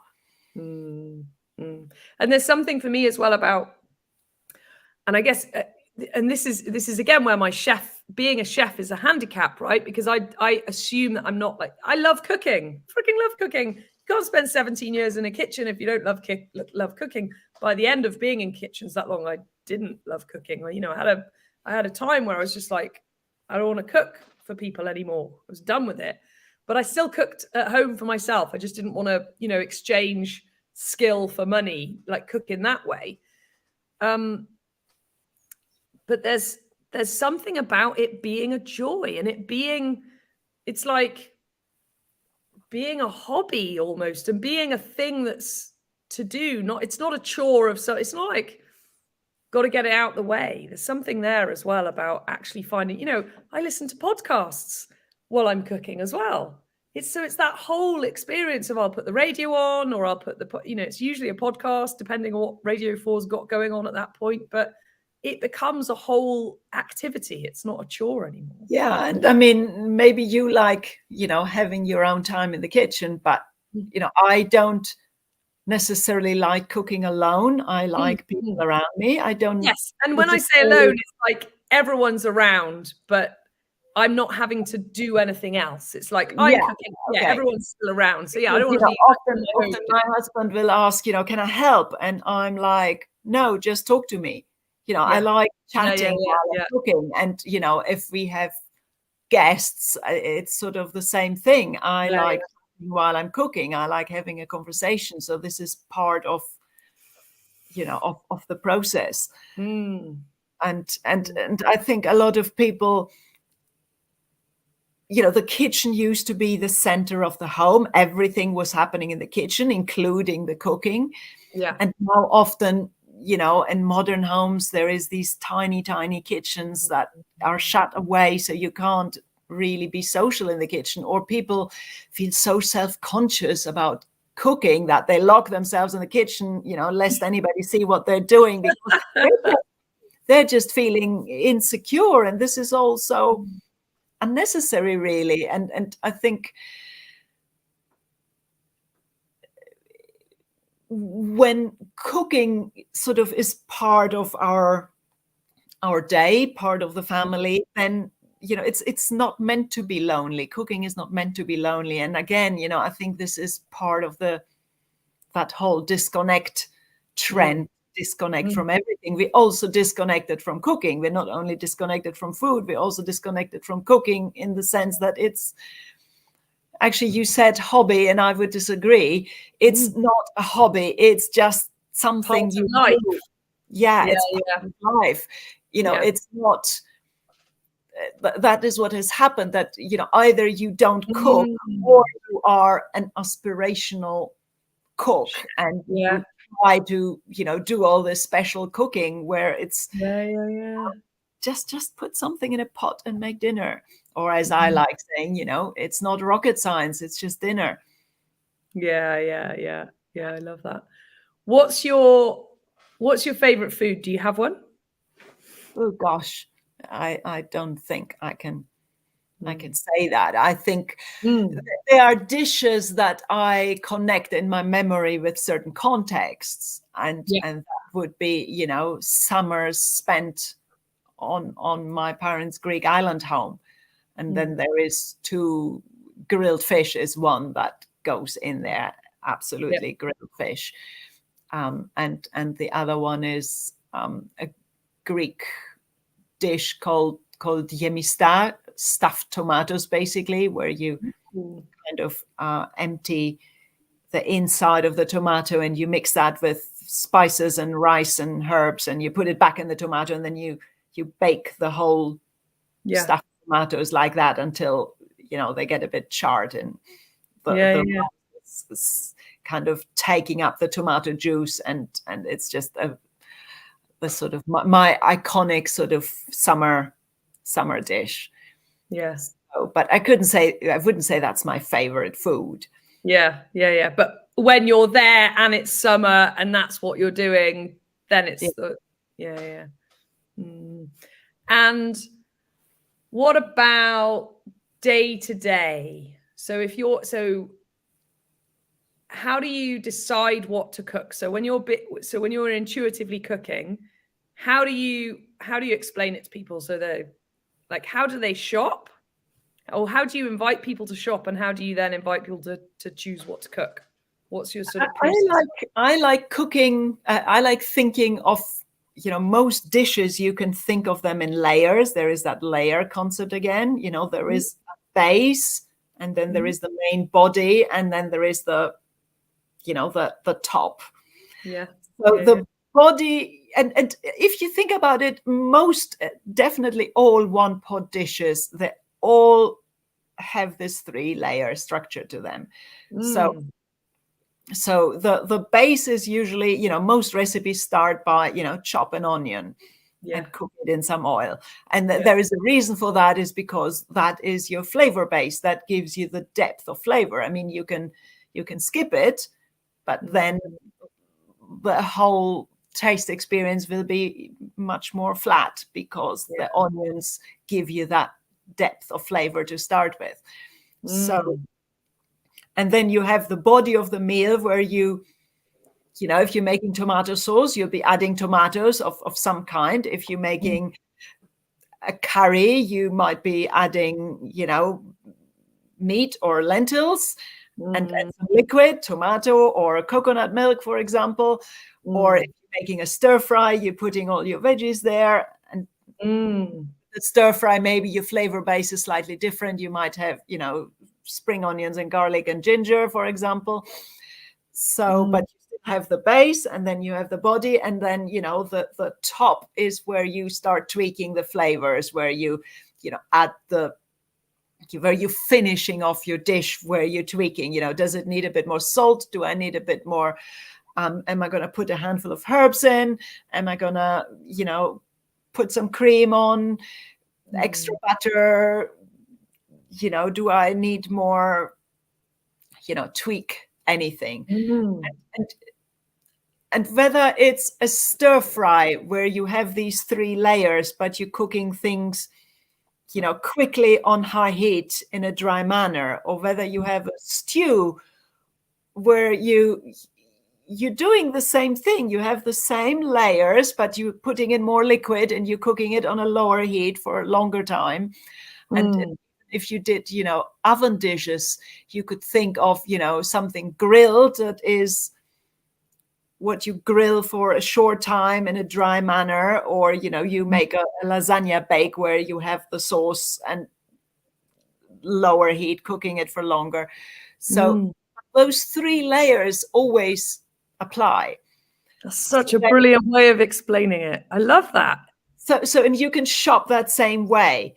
If you have the basics for your 3 layers, kind of pantry staples there, you just keep making sure you always have some onions, maybe you have some carrots, maybe you have some leeks, these things keep for a long time. Yeah. Maybe you have some tins of beans, maybe you have a pack of lentils, maybe you have some pasta, some rice.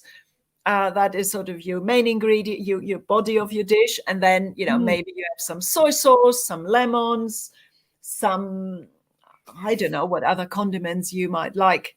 Some herbs, you've got some spices. Spices, I tend to think of that they go in the base, and herbs, I tend to think of that they go in later, and fresh herbs go in kind of at the end. And so these are the things you keep around. So when you shop, you just make sure you keep that stocked up. And then when you buy fresh stuff, whether it's fresh vegetables or meat or fish, you just buy what you fancy, or what is on offer, or what is in season, what you will use, in the next few days. Yeah. And you can just throw those in. And then I like sort of reverse engineering, like, okay, what should I cook today? What do I fancy? Do I fancy a stir fry, something fresh and crunchy? Or do I fancy, a stew? Or do I fancy a comforting pasta dish? What do I fancy?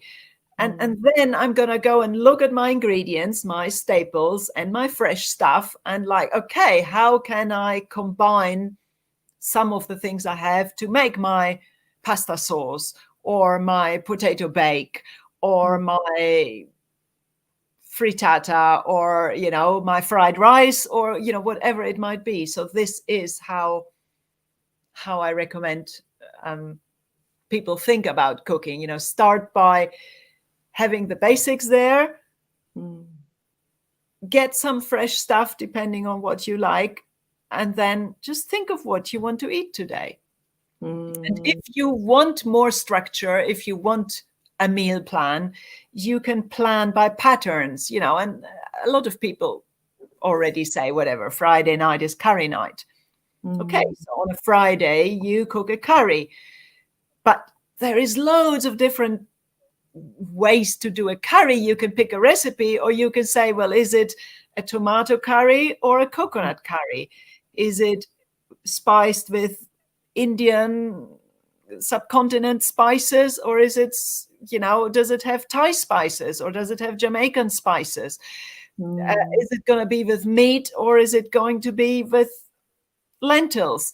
is it going to be, a long cooked one or a quick cooked one? Is it gonna, and and once you decide on the sauce and on the general, taste direction, you can put anything in it,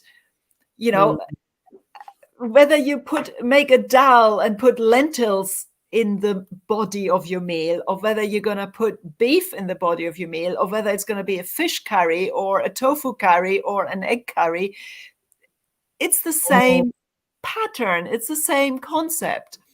So, and I think thinking in pattern makes everything so much simpler, because our brain wants to see the patterns. So, if we think in patterns, then we can stop thinking in recipes. The curry pattern is that you've got some onions, you've got some spices, then you got some liquid, then you put something in there. Then, you put some toppings on it. It might be raita, it might be herbs, whatever.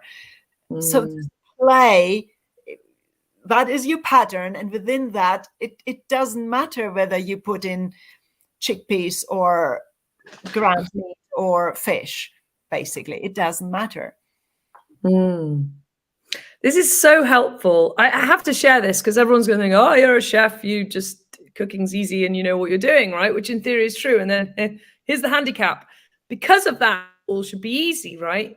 And everything you've just described, when I lived on my own or before I had kids, I would do that.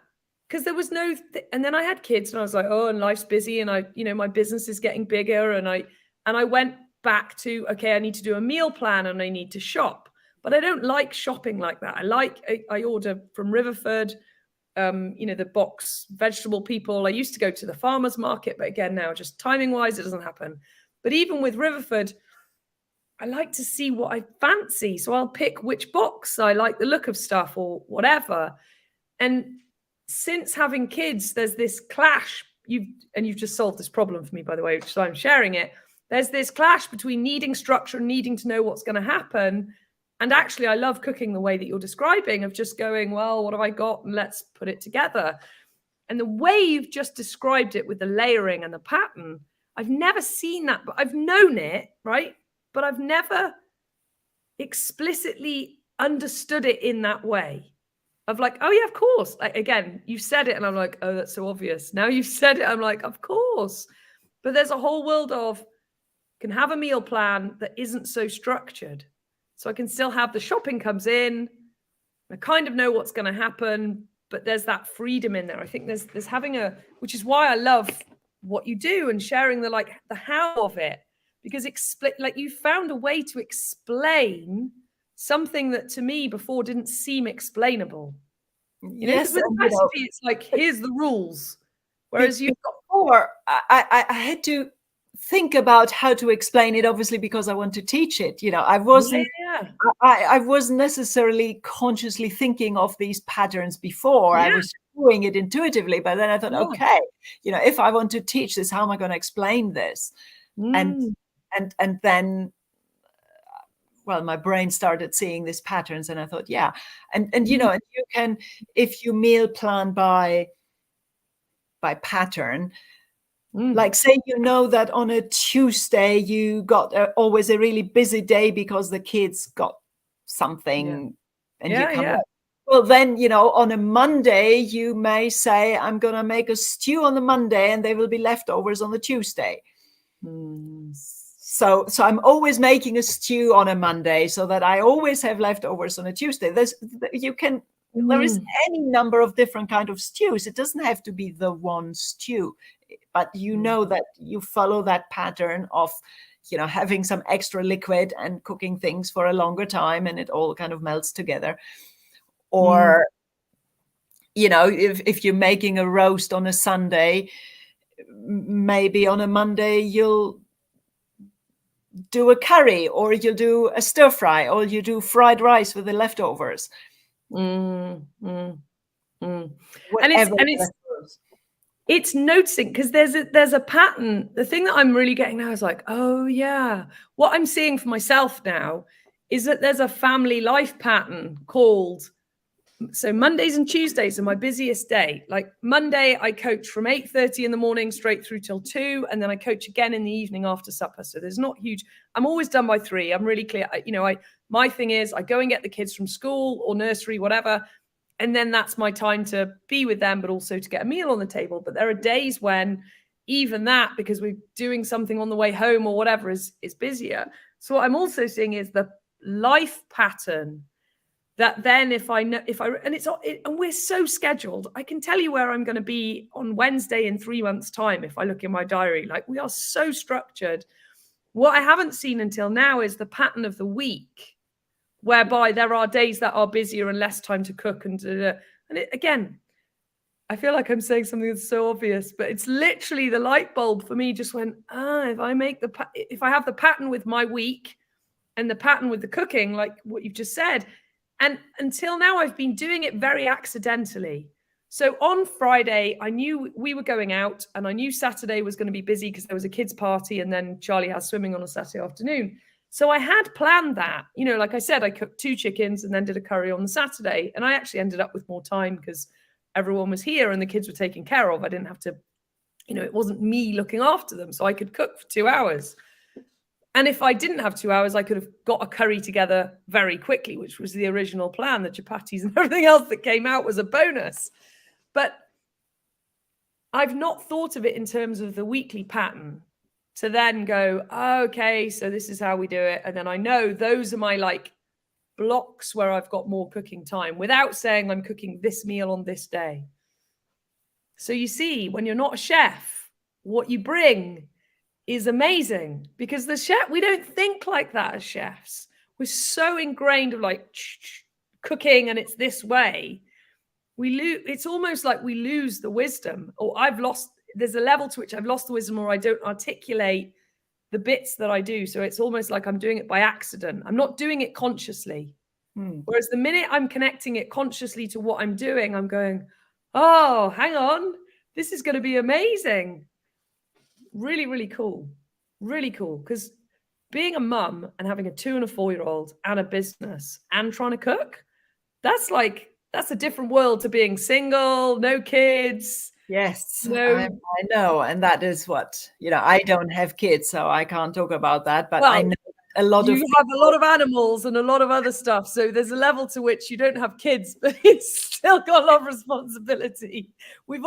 Is that your cockerel that we heard in the beginning of the podcast? Yes. Yeah, right. So it's like you have responsibilities for other creatures. Yeah, but still, that's the easy way out. I'm sure there's like kids, but and I know a lot of people that really are struggling with all these different things. And on top of this, I'm meant to cook. I mean, of course, I can see the challenge.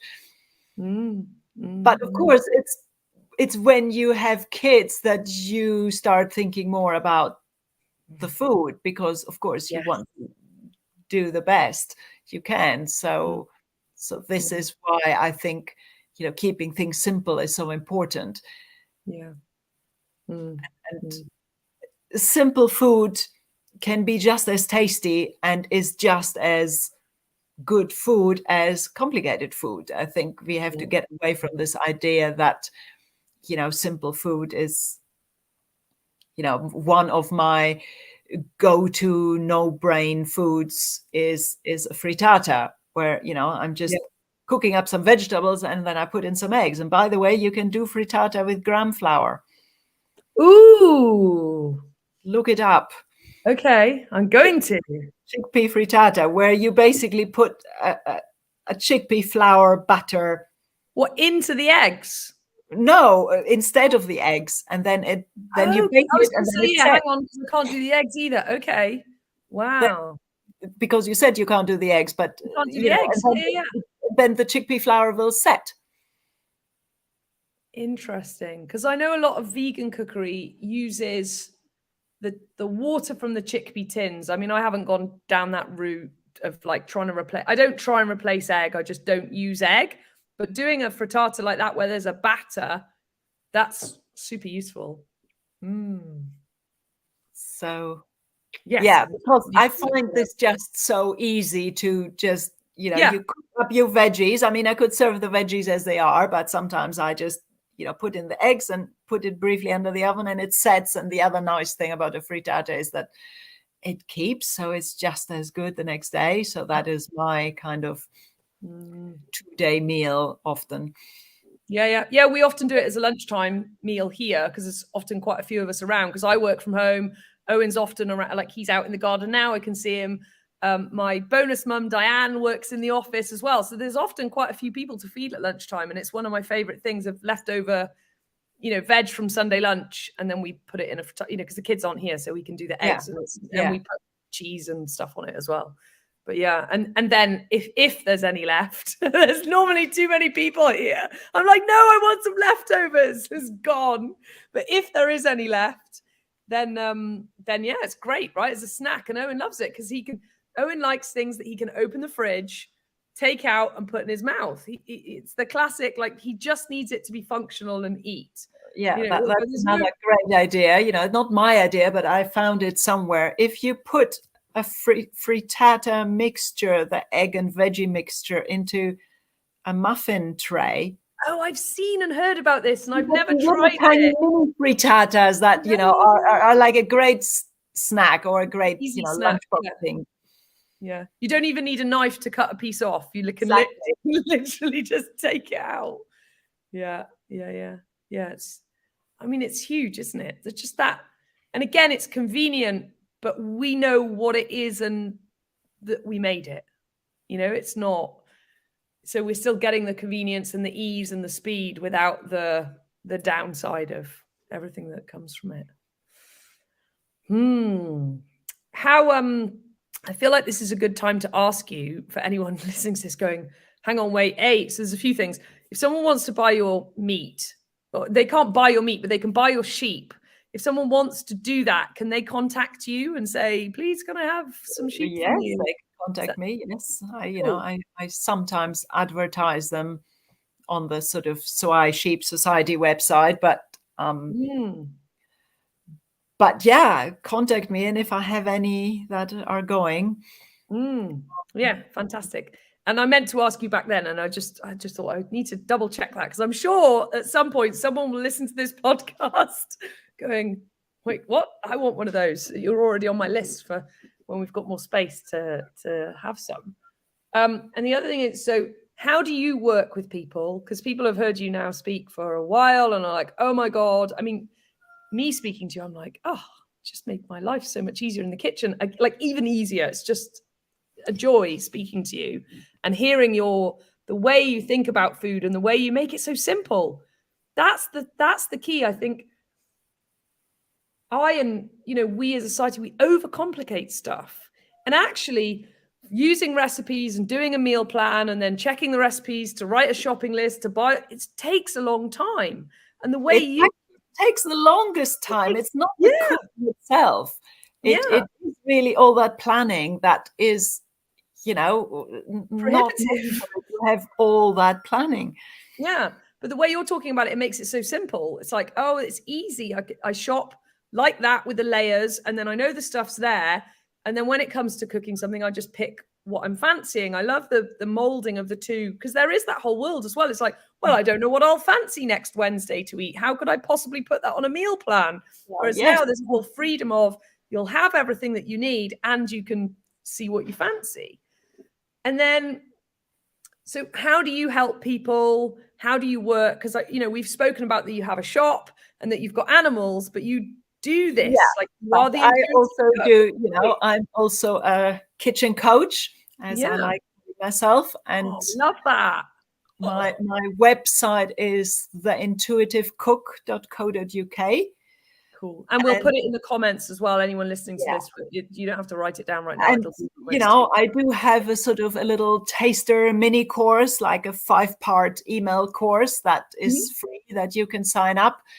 I also do workshops. So some are, instant access. They are recorded, so they can be booked on my websites. And then, now and then I pick sort of new themes for my workshops. So if you get on my mailing list on my website, then obviously you'll hear about them. And recently I also started a membership. It's called the Simply Good Food Collective, because, often people come to my workshops and they are all inspired and they think, oh gosh, I'm going to make all these changes, but it sort of takes a while to get started, and then you kind of fall back into the old patterns. So I thought it would be a good idea to have a community where we can inspire each other, and we can, I imagine, we're all sitting around my kitchen table and, talk about food and cooking and life and whatever else we fancy. And so that is like, ongoing support. So we have calls twice a month. The workshops that I do are included. So if you're a member, then you get free access to all the workshops, and there will be more things as we, there is a sort of an ingredient library where I sort of give you quick, overviews of ingredients and how to use them in my kind of simplified way. Yeah, brilliant. And things like that. So we've just started. So, and I've got a special offer for the first 20 founding members. So I've got 8 spots left on that special founding member price. So that's the other thing I do. So either, one-off workshops or that sort of more longer term membership. And are the workshops online? How do the workshops work, or can people come and like cook with you? Is that a thing? I haven't done that yet, because all this thing, took shape while, during lockdown, really. So I've been dreaming about doing cooking classes, with people in the same room for a long time, but it was only during lockdown that I kind of realized, well, it doesn't have to be in a room. I can just start doing it online. Yeah, absolutely. And online we talk more about the concept and the patterns, and it's not about you watching me cooking. There is endless YouTube videos where you can watch anybody cook. That is, I want to give you the tools for you to go in your kitchen and start cooking. And that isn't how to watch me how to do it, because I want you to find your own way of doing it. So I haven't done that sort of live in person yet. I'm thinking how to find ways to do that. So hopefully at some point I'll be doing that too. But at the moment it's all online. Which is really accessible, right? It makes it easy, because people have to leave their homes. So it's also, even that makes it really simple. And it's great to, have a really diverse and international group of people. So far it's 12 of us, and, already, there is people in Canada, there is someone in Korea, there is people in the UK, someone in France, someone in Germany. So there is,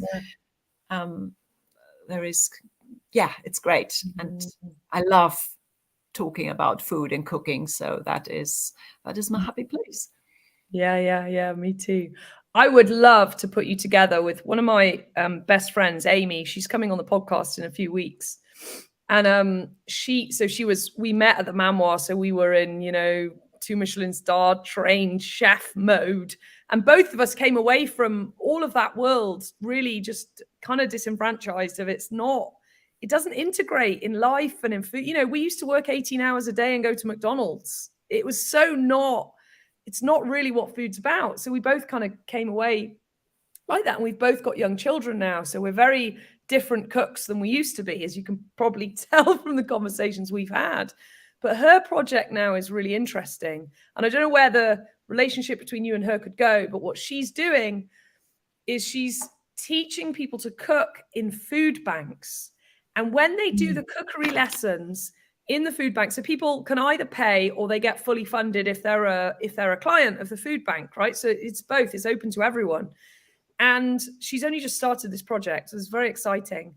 When they cook the meals, so there's less of the intuitive stuff around it, but she's already thinking, how can I bring in other cooks and chefs and do different kinds of lessons? Here's the other exciting bit. When they cook in the cookery lesson, they not only do they take food home that they cooked, They provide meals for the food bank, so the people who get food from the food bank aren't getting tins of beans. They're getting a home-cooked meal made by other people, made of food that has been basically donated, that has stopped it being wasted. So the whole thing is just the potential of it is magic. I mean, very early days. I think she's only on the second or third kind of 5-week run of the course, and it's like 3 or 4 people. It's first, idea. I would love you guys to speak to see what you guys can do together. What sounds like an exciting project, yes. It is, and what she's building is amazing, and what she's realizing, like I think we probably all do in various ways, is that it's the community and the connecting and the sharing that's really powerful. So I would love, I'd love to connect you guys, and what I'll do is I'll get her to listen to this podcast, and when hers comes out, I'll say, listen to this, because you guys will get to know each other, in a different way, and then and then speak, because actually you'll have sort of had a background on both of you. But it's just amazing what you're doing, what she's doing with food that actually gets everyone involved. So I think that could be really exciting for both communities. And I was specifically then thinking about, how can your membership work for people who start getting inspired to cook, who need like something extra, because she's not doing a membership or anything else outside of that. So I wonder if there's a dance and a sharing of things there. And she ultimately wants to have something that works in the West. She's in Weston-super-Mare. She wants to have something that works in Weston-super-Mare that then starts to be used, like that idea of how to do it starts to be used in other food banks, so that it really makes the whole thing work. So yes, I would love you guys to, making cooking accessible to people using food banks. I mean, that is really where change needs to start. And it's one of the problems that food banks have is that it's all tinned, processed food. It's not fresh food. And when they do get donations of fresh food, it doesn't get used because people don't know what to do with it, which is why the whole thing of like putting the two together is magic. So, I had another question for you, and I need to remember what it was about your membership.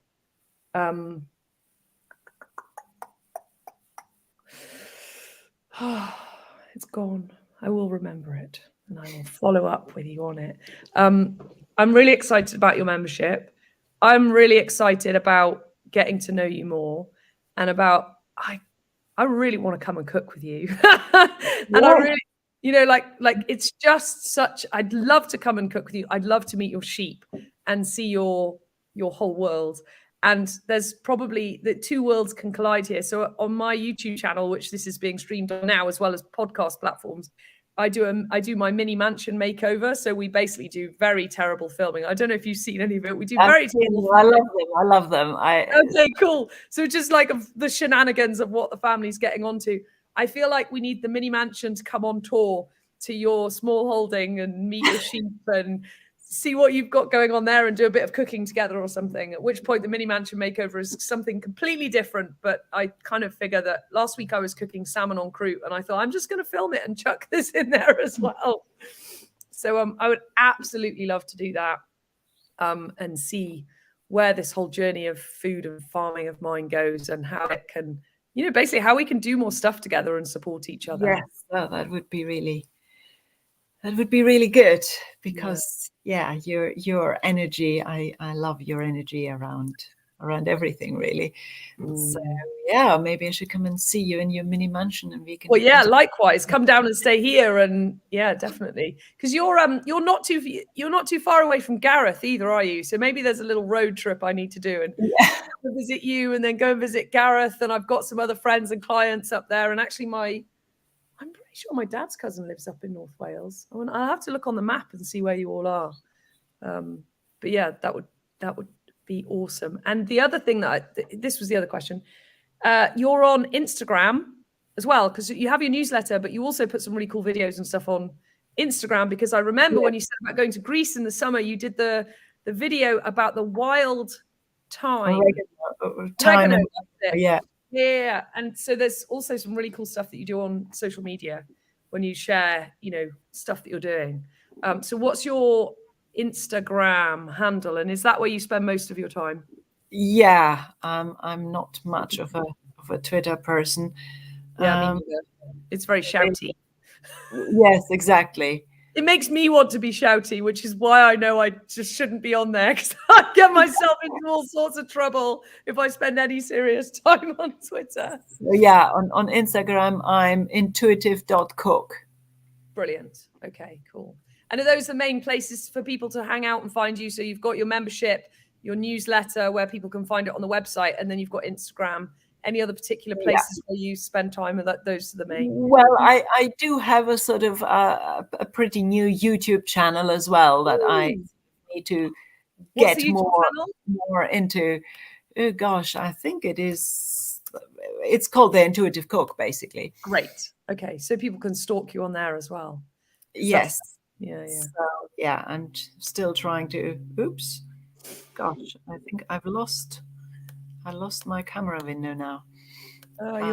You're still up here, so you're still being filmed. Yeah, I've just see us. The joys of tech. There we go.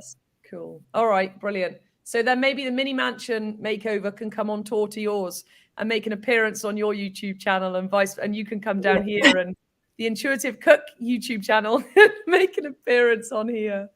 Brilliant. That sounds like fun. Well, it's been an absolute joy to speak to you. And I say this to every guest. I just thank you for your time and attention. I'm forever in gratitude and appreciation of the amount of time that people give me, because I was like, come on my podcast. And then I kind of at some point slip in that it's 2 or 3 hours long. Yes, but the time just flew by. I know it does. Totally. No one believes me before. I'm like, just trust me, you'll be fine. It's all good. And then everybody always says that. They're like, oh, it flew by, because 2 hours, 20 minutes. And it's a joy to be able to spend time with people with no interruption, nothing coming and going, phone switched off, and, just really talk about stuff, the ideas that are coming out of just having these conversations. The journey of this podcast has been miraculous. And I just really thank you for being part of it. Thank you for having me. It's a pleasure. It's an absolute pleasure. So really thank you for your time and all your sharing. And I'm sure you will have made a difference to people when they hear about, you've made a difference to me, and people are like, oh, you're a chef, you should know better. So, really, if we can make food simple for people and inspire people to cook. I think it's Michael Pollan that says it's one of the most revolutionary acts you can now do is to cook. So really, your journey is, it's literally revolutionary in what it does for people. And even at the beginning, when you talked about empowering people to cook and getting them to observe and to notice and think, it's so true. And I suspect that people will go on this cooking journey and be empowered in all kinds of other areas of their lives and never realize that was going to happen. Yes, and I'll maybe to finish on this, I'll just say this, because there is a lot of talk about getting out of your comfort zone and trying new things, and experimenting and pushing back towards things you are afraid of, and yes, cooking gets you out of your comfort zone, but it's such a safe way to practice getting out of your comfort zone. It's such a safe way to get used to the uncertainty of not knowing exactly what might, how it might turn out. Because what's the worst that can happen? The worst that can happen is a meal that is so. It's really, really hard to make an inedible meal. Yes. So mostly, you can't really break it. It might turn out so, but that's not the end of the world. So it's really, cooking is the safest way there is to practice getting out of your comfort zone, to practice experimenting, to practice learning something new without, any kind of big danger. So it's really a great way to practice being more open and more intuitive with life, really. That is such a great way to talk about it. Oh my God. Even on the last thing, it's like, that is amazing. Like literally, you don't have to go out skydiving, folks, to get out of your comfort zone. You really don't. And it's so true, isn't it? Actually doing the cooking. You don't even have to leave your home. You can even order online groceries and give it a go. It's like, wow, that's a brilliant, brilliant note to end on. Thank you so much, Katerina. And I look forward to speaking to you again. And I do look forward to coming to see you and your sheep and your life and your world, and, carrying on this conversation and this journey. Thanks so much. Thanks For again. listening, everyone. Bye-bye.